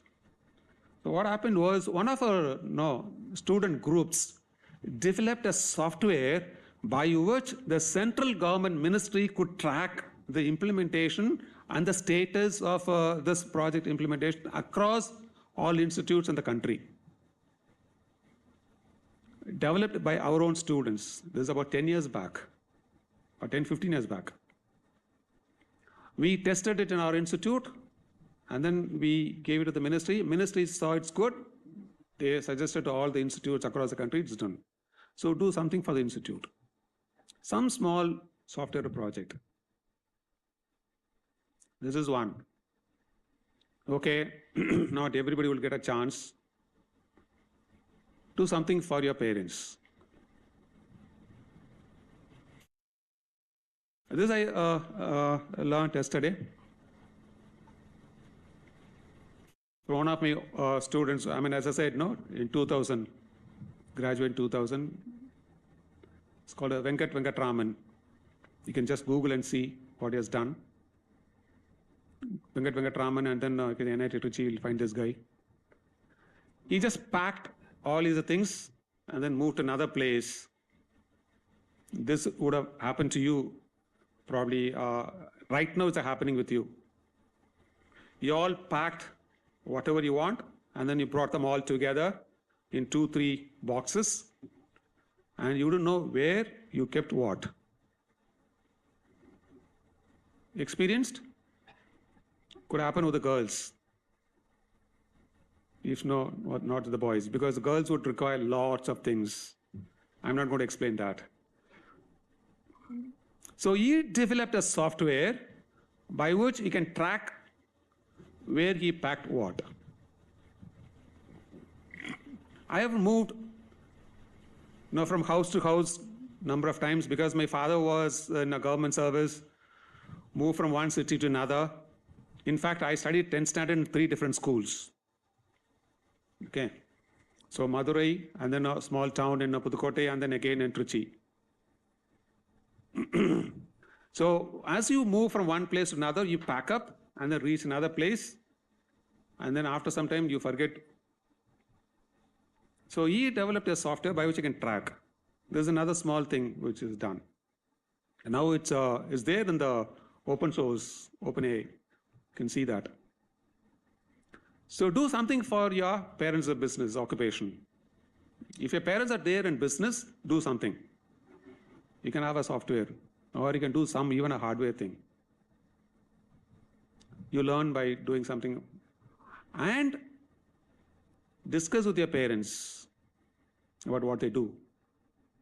If both parents are working, if just only one parent is working, discuss. What do they do? What do they do in the office? What do they do in the factory? What do they do in the business house? Learn. Not only learn about punctuality, you learn about some professional approach.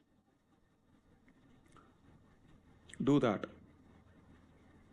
I have seen during my long years of service, about 40 years of service in this career, people who run business, family business, and the kids are much, much better when it comes to coordinating, getting things done, as opposed to parents who don't discuss anything with their kids.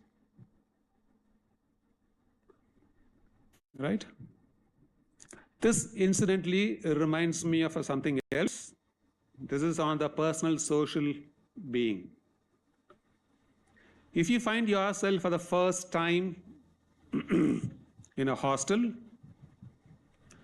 demand time from your parents for interaction. How many of you are here in the hostel for the first time in your lives? Good number. I repeat the word demand. At least few minutes every day. This is very, very essential. Yesterday, I had a small difficulty contacting Ms. Kamakshi, Dr. Kamakshi, because in the morning, I just dropped my phone. Just 2 feet the distance. I could not operate my phone. The whole day was miserable. And then I had to go to the service station in the evening. They said the display unit is gone. Something that unit is cracked or something. Something is wrong with the software or probably the hardware part. Because the hardware is there, the software is also there. Only both have to kind of compatible and work. So if you want to be a good student, you need to be a good human being. And the mobile technician said, sir, the touch is gone, so I'll change it and give you. This morning I got it, done. You need to be a good social being, good emotional balance. I don't mind giving you this example. I don't want to name the institute, but I happen to be there in that place for a small interaction. Parents are there at an institute interacting with a very senior professor. Parents are professors in a medical university. Professors of a medical university. The child is in depression. The child is the second year. The parents came to the institute to interact with some senior professors to see how things are. So the parents thought, okay, something happened in the institute or something. They wanted to figure out and see, help the boy out. So I was just listening to the story. And then I had only 2 questions for the boy. Do you have a room of your own at home? The boy said, yes, I have a room. Second question, I need to look at the parents and then ask the question to the boy. I mean, I asked the question to the boy, but then I was looking out for the reaction from the parents. As at any time your mother came to your room, you know what was the reaction of the mother? You know what that means? No way. Never. After a few minutes, unusual for a boy, the boy started talking for a long time. Right? Boys would usually have a monosyllabic response. Yes. Not even words. That's what happens with my son. Okay, what do I ask? Sometimes not even that. Just one blank look. I would ask him, what that means, man? That's it. Or he'll just move to another place. He said, whenever I call my mother said she's busy. Medical college professor. But this you guys have to learn. I mean, when I asked this question earlier, and then when I remarked, there's a big smile amongst girls when I said, there are boys who are much better in cooking. Girls don't bother about it. But when you go home next time and see how much of time your mother spends in the kitchen, outside the kitchen, inside the house, doing something related to the family or the household affairs. Minimum 6 hours in a day. 6 hours in a day, her time is devoted for household chores. Please help her out. So when a mother has 2 shifts, especially a working mother has 2 shifts, 8-hour work, 8 hours is gone these days, even in government organizations. This is a pure government organization working on a Saturday. Right? There's nothing like a 5-day week. So 8 hours of work is gone, 10 hours work, 1 hour traveling, so 11 hours, and then you add another 5, so 16 hours, and 8 hours she has to sleep. At least 6 hours. Happens.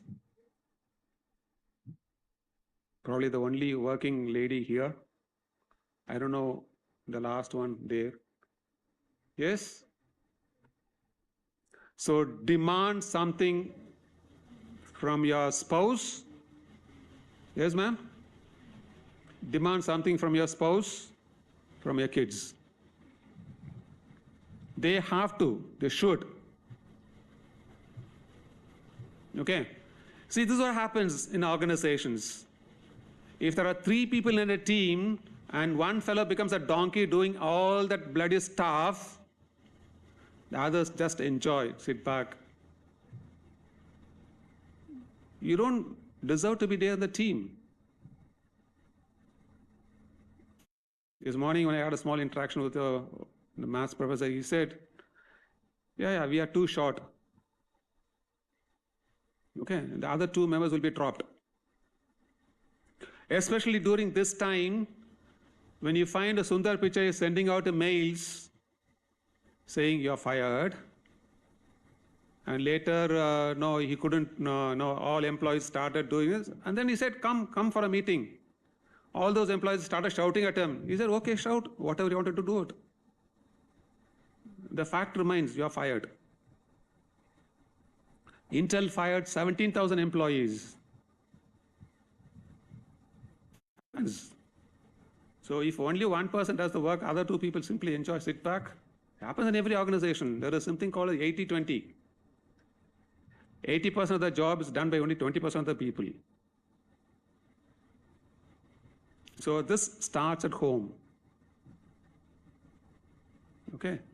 The culture starts at home. So I'll go back to this. For the emotional well-being and the stability and the balance, demand time from your parents and talk to them. One parent is equal to 100 teachers. A teacher could also be a parent like. But there are other things. Whatever they sometimes can't discuss with their parents, they do discuss with us. And then I'm quite old, 60 plus. I could see a 17-year-old girl talking about something which is very sensitive for her. She might not even disclose with her mother or even her close friends. You know what the girls say? Sir, I could only discuss with you because you won't judge me. Something like a breakup, which they can't discuss with their parents. Hey, and the girl comes, hey, how about the boy, man? Sir, we don't talk to each other, sir. It's gone. Oh, because I tell you, because you won't judge me. Because you just take it. You will treat me like your granddaughter or a daughter, or much more than that. I'm still in touch with a few students who were in my class in the academic year 84-85. This is 24-25. I started my career in 84, and this boy could be even a grandfather now. Okay. He was in my class in 84-85. So from that batch to the batch days, so you need to be taking at least 1 or 2 faculty into confidence with whom you are absolutely comfortable. Share. I'm sure you'll have a couple of them at least here. They have their own work, but the first thing is get in touch with your parents. Have a good interaction. There are people who become drug addicts. Father is a neurosurgeon. 2nd generation neurosurgeon. Because the boy's grandfather is also a neurosurgeon, father is a neurosurgeon, son is an addict because not getting connected with the family.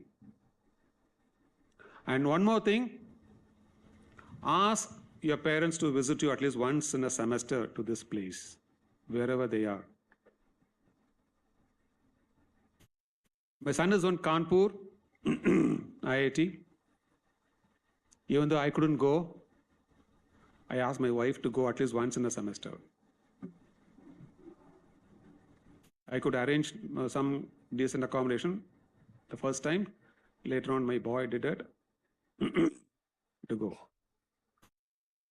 So you need to be in touch with your immediate family. This is what happens with the people who serve in the Army, Navy, Air Force. Deeply connected with the family. They know the value of a family.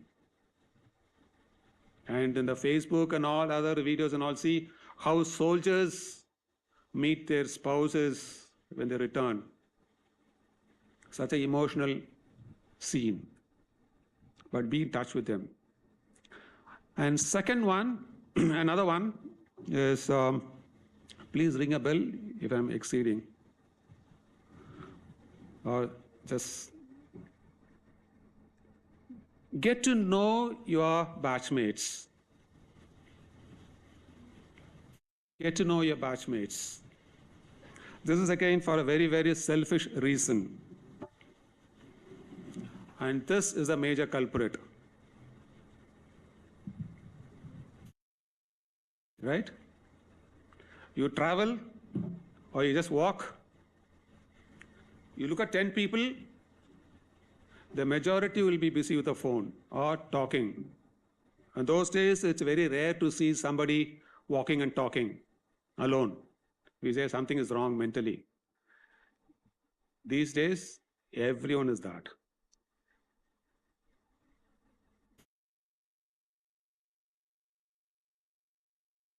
This is again from my student who graduated in 2015.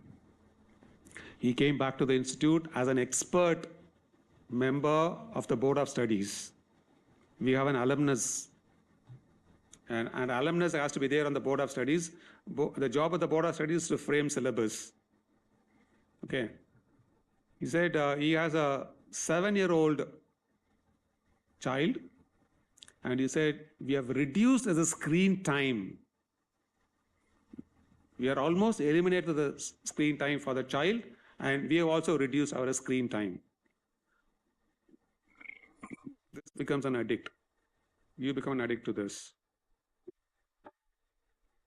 Okay. To reduce this, get in touch with your batchmates. I tell you again, as I said, is a basic selfish reason. You study here, graduate, you find a job, and then you are placed in some place, some organization. And then representing your organization, you have to interact with some other organization. Okay. What's your name? Shashank. Yeah. Harshita. Okay. For example, Shashank is employed in a company X, and Harshita is there in company Y. And Shashank has to get some info from this company. And he knows Harshita is there working for that company. So the usual course is you have to do your own internet research and all that, trying to find out who know that. And then you make a formal call to that organization. It lands in some place. And then you have to introduce yourself, and then and then again, a very broad, basic things. Whatever information there is on the website, you get again, nothing more. Right? For example, Harshita is already there. You just give a call to her. I mean, these days, no gender bias in that. Okay, Harshita? Okay. And then probably Shashank gets a call from Harshita. Harshita, how are you? And I haven't talked to you for a long time. This happens amongst boys and girls, right? For the first few minutes, it's a general discussion. So, how are batchmates, classmates, where are they? I met this person, that person here and there. And then the other person says, I just want to have some idea about this. Don't worry, I'll give you tomorrow. Done. That person is your representative in that organization. That person will give you all inside information. True?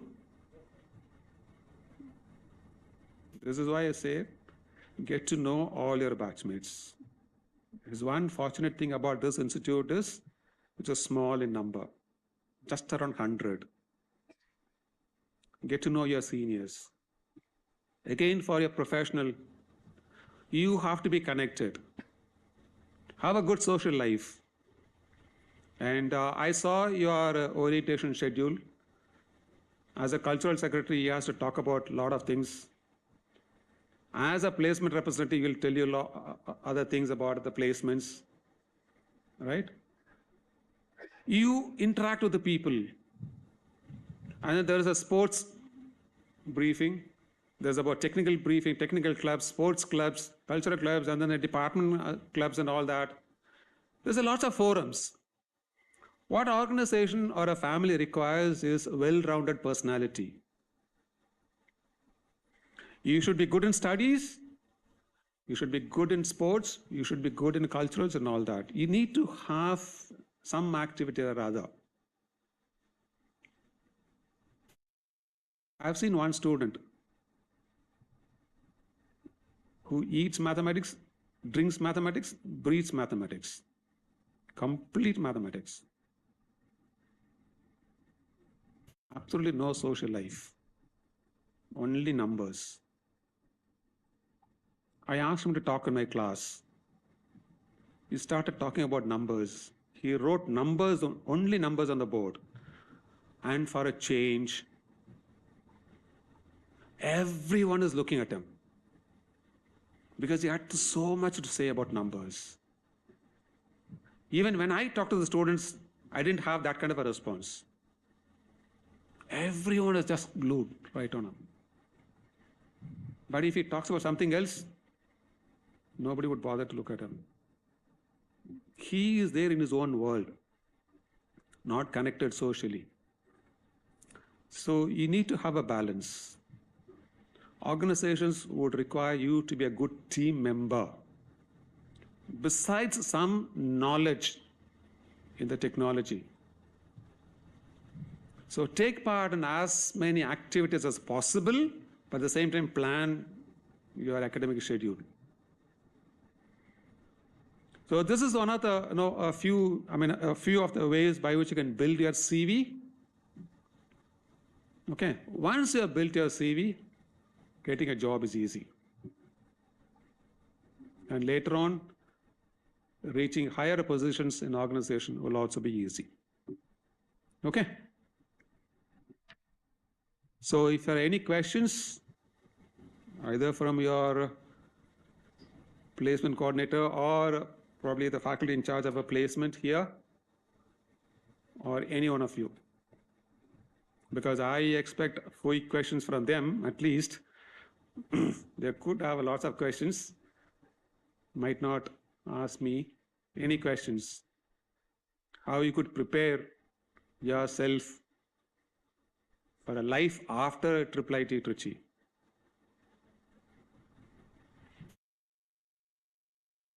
I could say lots of things, but then I just wanted to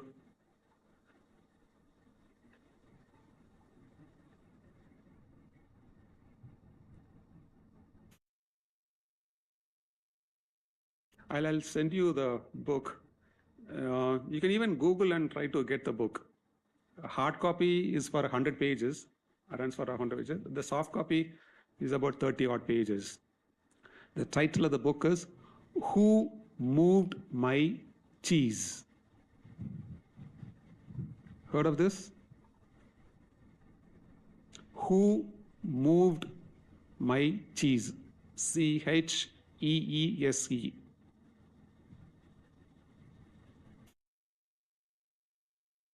2018-19, this girl was there in my first year class from West Bengal.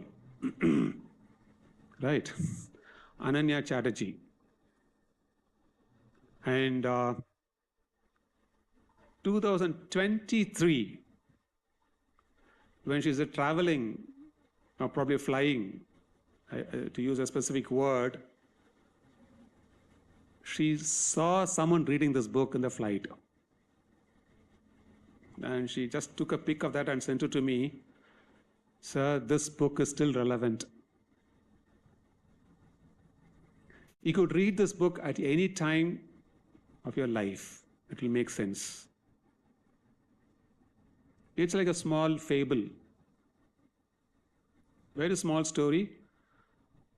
Sixth standard student, 10-year-old, 12-year-old can read this book and make some sense out of it. 60-year-old or 65-year-old also can read this and make sense out of it. It gets a different dimension when a person of my age reads the book. Okay, who moved my cheese? Okay, any questions?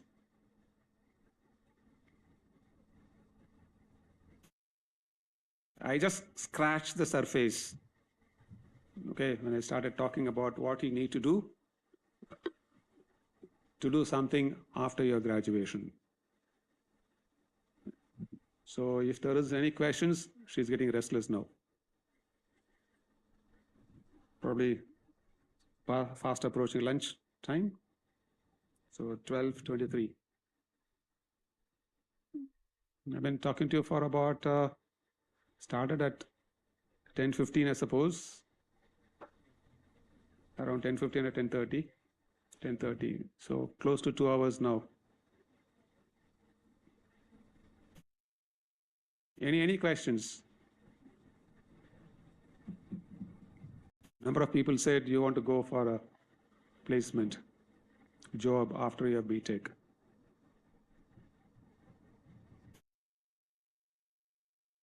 Is anybody interested in going for a management program after your BTech? MBA? Yes?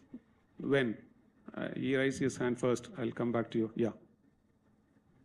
Immediately after BTech or? Yes? After? Immediate after BTech. Okay. Where do you want to do your MBA? Try CAT. Okay.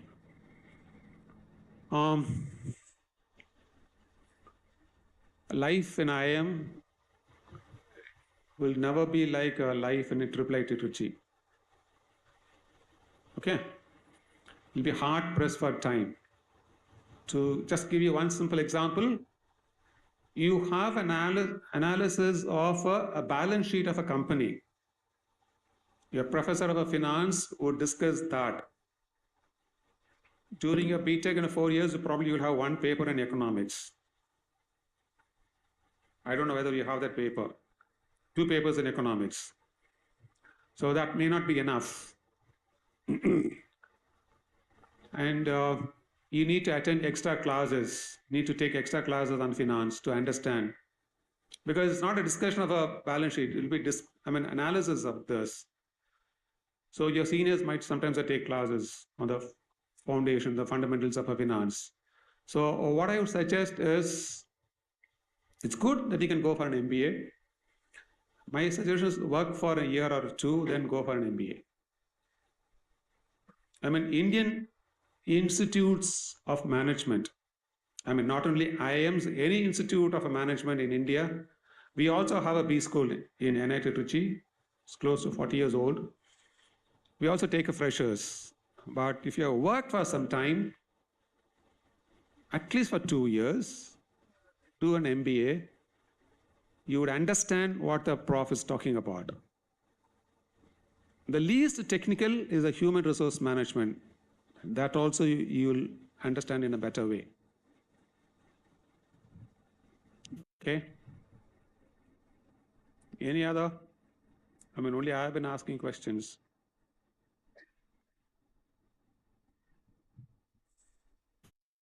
I think this holds good for you as well. You also want to go for an MBA plus. Okay.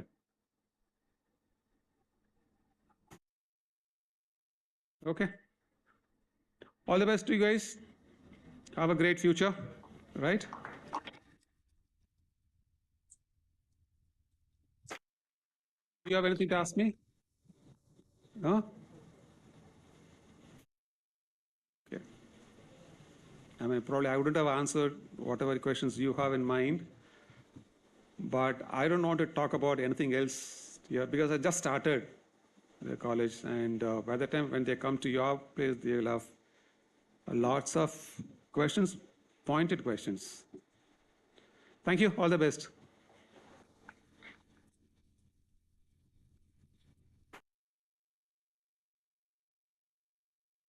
Thank you, sir, for your valuable words. After getting valuable knowledge, let us know the details about the training and placement cell of our institute.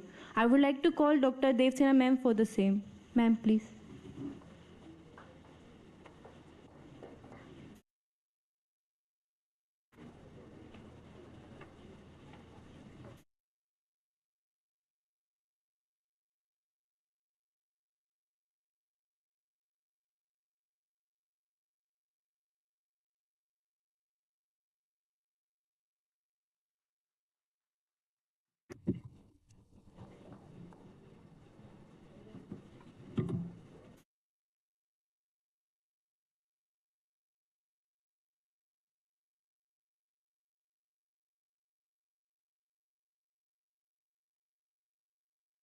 Yeah, good afternoon, everyone.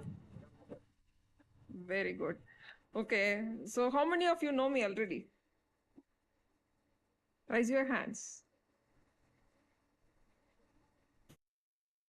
Hooray, we met on the first day of the admission, right?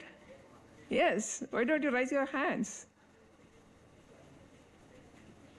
Shy, okay. So I'm supposed to continue the admission procedure today.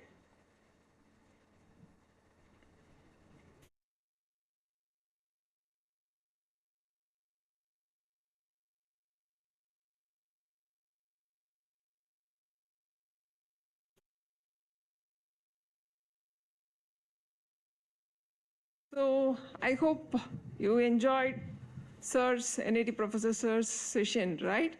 So whatever the points I want to insist, he told in a very better way, right?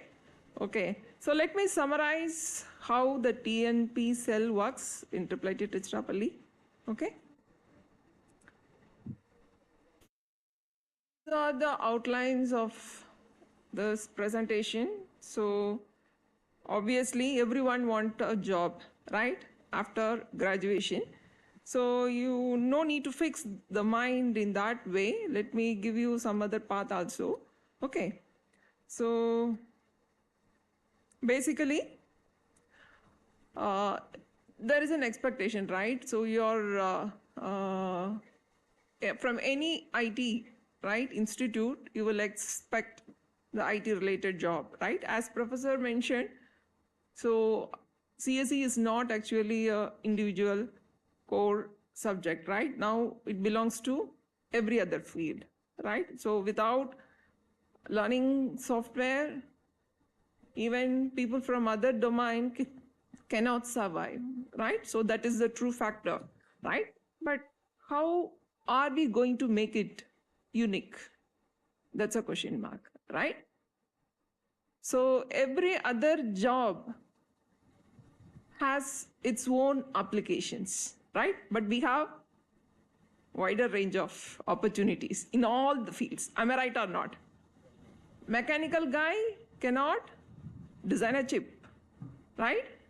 And similarly, electronic guy cannot do a civil work. Am I right? But we can be part of every field, right? So that is a great hope in CSE. Is it right? Is it right or not? Yes, fine. So based on the industry needs, right? So we design the curriculum in this way. So basically, core courses for the first 2 years and some of the industry expertise course for the next 2 years, right? So in which you have some elective courses you can choose as per your interest, right? So accordingly, we will teach those subjects. So what is the booming field now in CSE? AI. Okay. Okay, what is AI? Artificial intelligence. Okay. So I also belongs to CSE department. Okay. Let us discuss AI in detail, right? In the next 4 years. Okay. So how about data analytics, data scientists, data engineers? Yes? So is that CSE? No. Actually, it is statistics, right? It was renamed as data analytics, right? The basic of data analysis and data scientist is statistics, probability and statistics, right? So for every field, mathematics will be the background. Am I right or not? So learn mathematics properly, because when you're sitting for placements, the very first step is to solve aptitude, right? Both logical, verbal, non-verbal, right? So that will be the first step in the placements, right? So learn mathematics carefully, properly, right? And then later you can study some of the subjects related to industry needs, okay? Cutting edge technologies. And this is how the curriculum is framed, because obviously even from the school education, people are started doing internship on their own. Am I right or not? In our age, we don't know even the meaning of internship. Now it is mandatory for everyone to learn something apart from studies, right? They have to apply the concepts and they have to do something, right? They have to apply it somewhere, right? Through internship, you will learn that. And at the end of third year, it is mandatory for everyone to do summer internship. Okay? So you have to pursue minimum of 6 weeks, at least minimum of 6 weeks. It may be extended to another months also, right? So it depends on how you are getting the internship, right? On which company you are getting the job, right? And in the last semester, right, you will be given an opportunity to pursue 6 months internship, right, through placements. So mostly before allocating a project to the fresher, right, they want to understand your learning capability, attitude, right, how you are coordinating with your team members, everything. So instead of giving the job directly, nowadays industry prefer to give 6 months internship. So during that internship, they will allocate some small task and they will observe you, how you are coping up with the technology, how you are coping up with the team members, everything they will observe. So based on that, they will give performance-based full-time employment. We used to call it as PPO, right? So as sir mentioned, apart from knowledge, your intelligence, attitude and behaviors matters a lot, because we are interacting with people, right? So when you're doing coding, you are interacting with machine. That is completely different.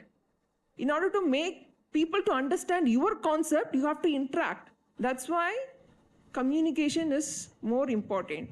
Politeness, the way you are expressing your thoughts, right? The way you are expressing your ideas matters a lot. That requires humbleness, right? Because you are interacting with the expertise, right? Expert people. So in order to make them understand your ideas, you have to express it in a polite way, right? If you are so arrogant, even though your concept is good, they will send you out, right? Without any reason, right? So you have to balance both, right? One is developing a knowledge, other one is humbleness, attitude, behavior, right? Fine. So apart from this internship, you can participate in nationwide workshops and you can participate in the conferences. The institute encourages you to participate in the coding contest, right? Workshops, conferences, right? Wherever you want to go, you can get the approval, right? And you can present your ideas there, right? And intentionally, we kept technical English on the 6th semester so that we can prepare the students to face the interviews in the 7th semester, right? So through this technical English course, so this is a repetition course actually. In the first year itself, you will learn English for communication, but whenever we are learning, we will just get the grades and we will leave the concept there itself. Am I right? We won't remind all the things, right? Whenever the exam is over, that's all, right? We will keep everything out. Am I right or not? Okay. So just to refresh yourself again in communication soft skill training, the technical English course is kept on the 6th semester to prepare the students. And similarly, so some people want to pursue higher studies, right? So they will be interesting to prepare for GATE exams, right? Some may appear for abroad, higher studies and abroad also, right? So for them, we have one course called Comprehensive Vivaverse course, which summarizes all the basic courses that were taught in the earlier semesters, right?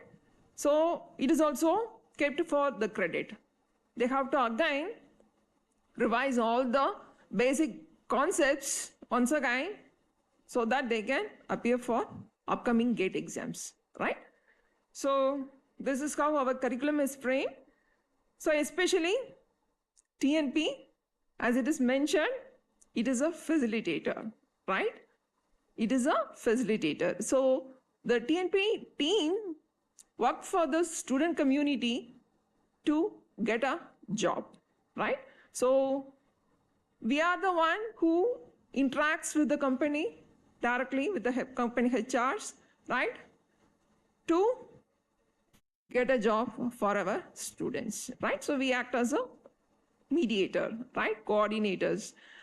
So we have two faculty members. One is myself, Dr. G. Devsena, and another one from EC department, Dr. D. Suresh, sir. So we both handle this TNP cell, and we have the students' representatives. So without them, it is difficult to manage the entire TNP process. So they are the key role players here. So we have 4 student coordinators, 2 from each department and 1 from MTech. And apart from that, some of the junior members are there from third years, because these guys will train the next batch students to take care of the TNP cell in the upcoming year. So in that way, we form a team and we take the responsibility of interacting with the company people, and we will get the interest from the students to find a good job, right? So let me summarize how the TNP cell works. So these are some of the pre-placement activities. The first one is identifying students volunteers team, because through this activity, apart from club activities, so this is a prestigious role, I would say, because they have to move with everyone in a more professional way, right? So they are the one who is interacting with the students as well as with the HR team, right? To organize everything, like to organize for the return test, interviews, schedule the slots, everything will be done by our team. And the next one is, first we will find out what are the technologies are required, and accordingly we will conduct some coding contest through some of the club activities, and we will prepare the students to make them sure that they are sound in that language or whatever the techniques required, right? And we will conduct contest and through competitive coding club, and we make sure that they are ready for the placements. And this is how the process starts. So the TNP cell first sends invitation to the HRs, and we will receive the job description from the company. Once the job description is received, we will share it to all the students. So some may be interested in graphic designing, some may be interested in core coding, right? There are several fields, am I right? So some may be interested in only artificial intelligence. So accordingly, first we will get the willingness from the students. We won't force anyone, but we are giving wide opportunity to everyone to apply for the job roles. So after getting the willingness, we will send a database to the HR, and they will do one level of scrutinization. Some companies, they simply allow all the students to appear for the initial level of testing. And accordingly, once we'll get the intimation, we will give a schedule or slot to conduct the drive. So they will give all the description, how many rounds they are going to conduct. So basically right from aptitude test, then coding test, and 1 or 2 levels of interviews, technical interviews and HR interviews. So based on these steps, student will be scrutinized and shortlisted, right? So these are all the qualifying rounds. So in each and every test, they will send the selection list. So based on that, subsequent rounds will be there. And at last, once the selection list, final selection list is received by the TNP cell, we will intimate the students and they will share the offer letter, and we will give the signed offer letter back to them to confirm the placement, right? So this is the flow of the entire placement process. And we have a policy called one job to one student, right? So this is a basic objective of the TNP cell, right? One job per student, right?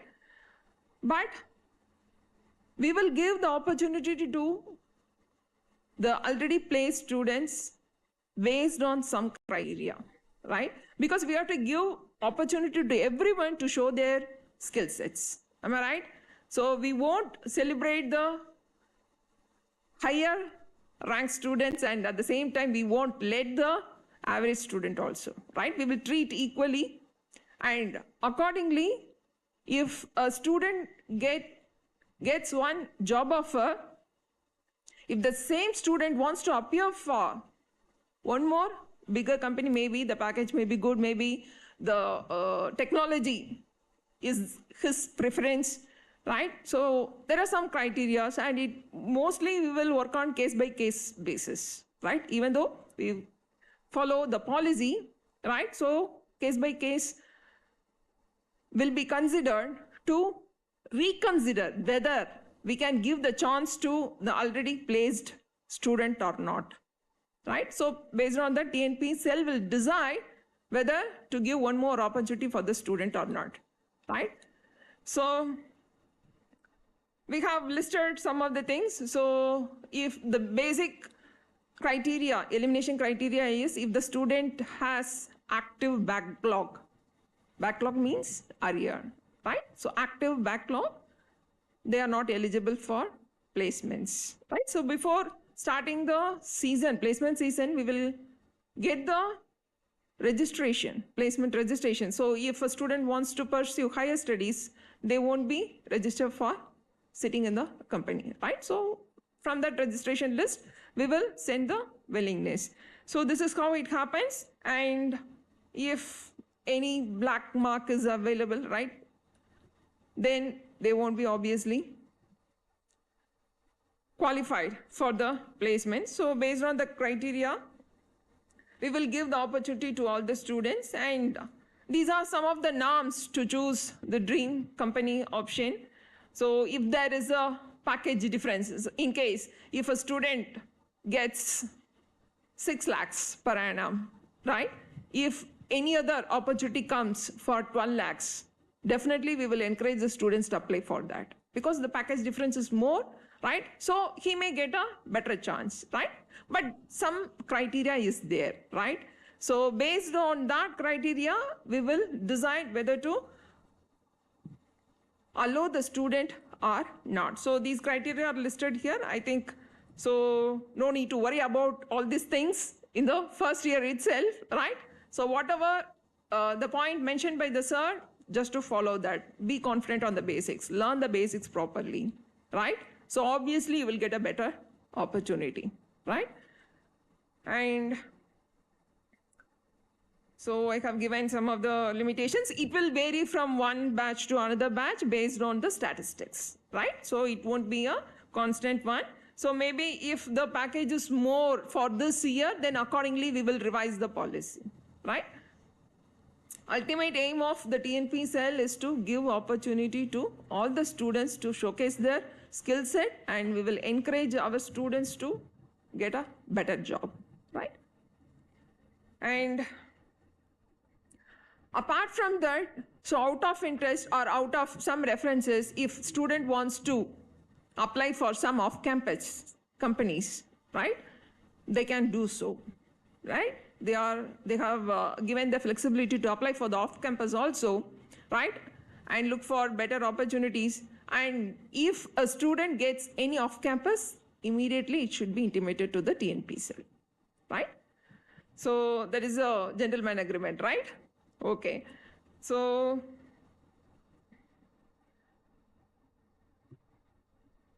these are all the past recruiters starting from Amazon.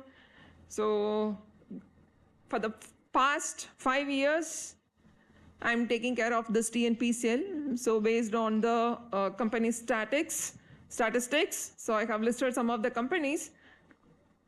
And so this is as per the last year. So as you know, because of so many recession, right, still the drive is going on. Like Capgemini started their recruitment process only last month, right? So the industry, based on the industry revolution or changes, right? So this won't be constant, right, for every year, right? So it's not assured that every company will do this recruitment process every year, right? So based on their needs and requirements, they will conduct the drive, right? So still the recruitment drive is going on for 2024 batch, right? So just keep that in mind. So this is the statistics of last year as on today, but still it is going on. This will vary, right? Like for example, the highest package so far is 46 lakhs in NVIDIA. And if you notice, for the past year, one girl got 20 lakhs in Tesco, and in 2022, our student got 28 lakhs per annum in JustPay. Have you heard about JustPay? Yes. So Amazon also conducted drive here, but in the last round, our students missed that opportunity, right? So NVIDIA is coming every year, and this time they fetched one guy for 46 lakh per annum, and that too they have given 6 months internship first, right, for 75,000 per month, and based on the performance in the company, they fetched that guy for 50 lakhs per annum, right? Sorry, 46 lakhs per annum. Okay, so lowest package is 5 lakhs. If any company approaches us for lesser than this package, we won't allow the company to conduct drive for us, right? So the minimum package we set as 5 lakhs per annum. So average package is so far 10 lakhs. So median is coming around the same package. And as of now, the placement percentage is 74. It may vary tomorrow or next week also. And these are the expected outcome from the student, right? So apart from the job offer, you can explore yourself in different areas, right? So for example, if you want to go for higher studies, you can pursue. And if you want to become an entrepreneur, you can make a trial, right? Some of the students are also started a company and they are running now, right? So you can explore your skills in different areas. And if you want to go to research, right, even after completing BTech, right, you can directly pursue PhD. Do you have the idea about this? Many of the institutes are providing direct PhD after completing BTech, right? So just explore all these opportunities, right? Enjoy yourself throughout the 4 years of your life, college life, right, at IIIT Trichinopalli, and day by day improve yourself in technical aspect and in the social relationship. Am I right? You're all new to the campus. Interact with all other peer learners, exchange your thoughts, form a team, work together. Yes? All the best, guys. Thank you.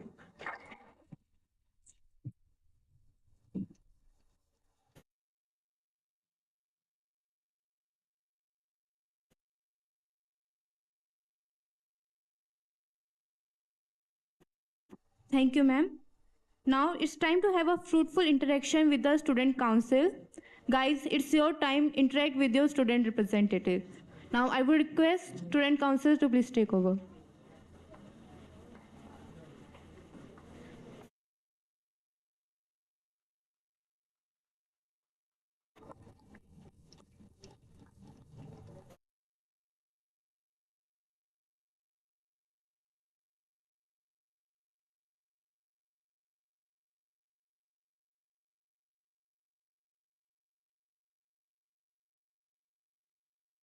Hello everyone.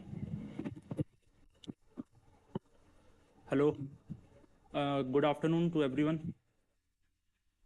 That's a quite nice energy. It's your lunchtime and this energy is like quite interesting. So like we have already met.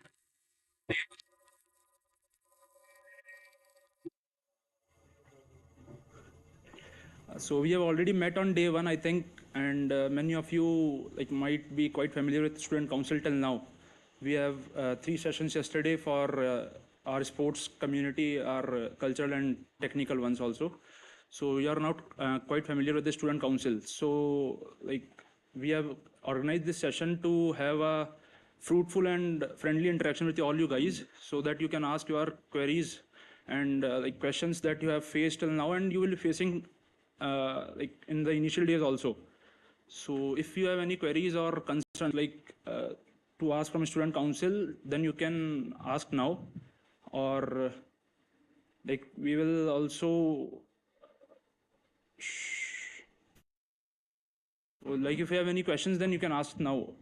We are all present. I would like to like invite all the student council members once again. So please give a big round of applause to our Vice President Ravindra Binchar, uh, our Cultural Secretary Athar More, our Technical Secretary Lakshendra Sejwani, our Sports Secretary can't be here because of some reasons. So please welcome our Vice Sports Secretary Wayne Arya. Then we have our Vice Cultural Secretary Asri Sriramuju. Then we have our Vice Technical Secretary Utkarsh Verma. And we have 2 joint secretaries from second year, that is Shreyas Singh and Utkarsh Shukla.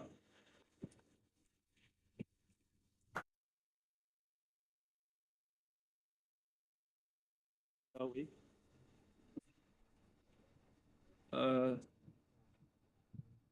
so like be familiar with these faces. We all are here to make sure that you are comfortable here. If you have any queries now or after this session also, you can reach out to any of us anytime through our mail, through our phone numbers. You can take our phone numbers also. And moreover, just remember all of us, we are from student council, and like we will make sure that you are okay with that. So any questions from you?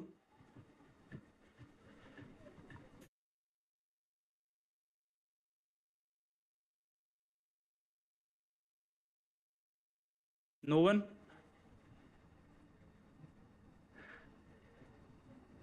Okay, that's all right.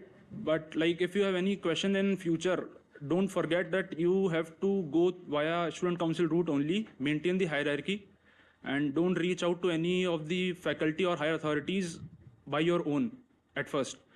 Take the help of student council first. And like for academic also, you can reach out to any of us. We have separate members for technical as well as cultural and sports also. So you can reach out to us anytime. And for like any kind of emergencies and medical facilities, you can reach out to me as well as our Vice President Ravindra Bhinchar. We will give you our phone numbers so that you can directly call us at any time.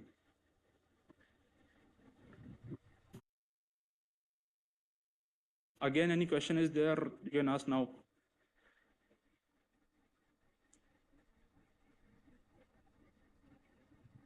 Okay, thank you.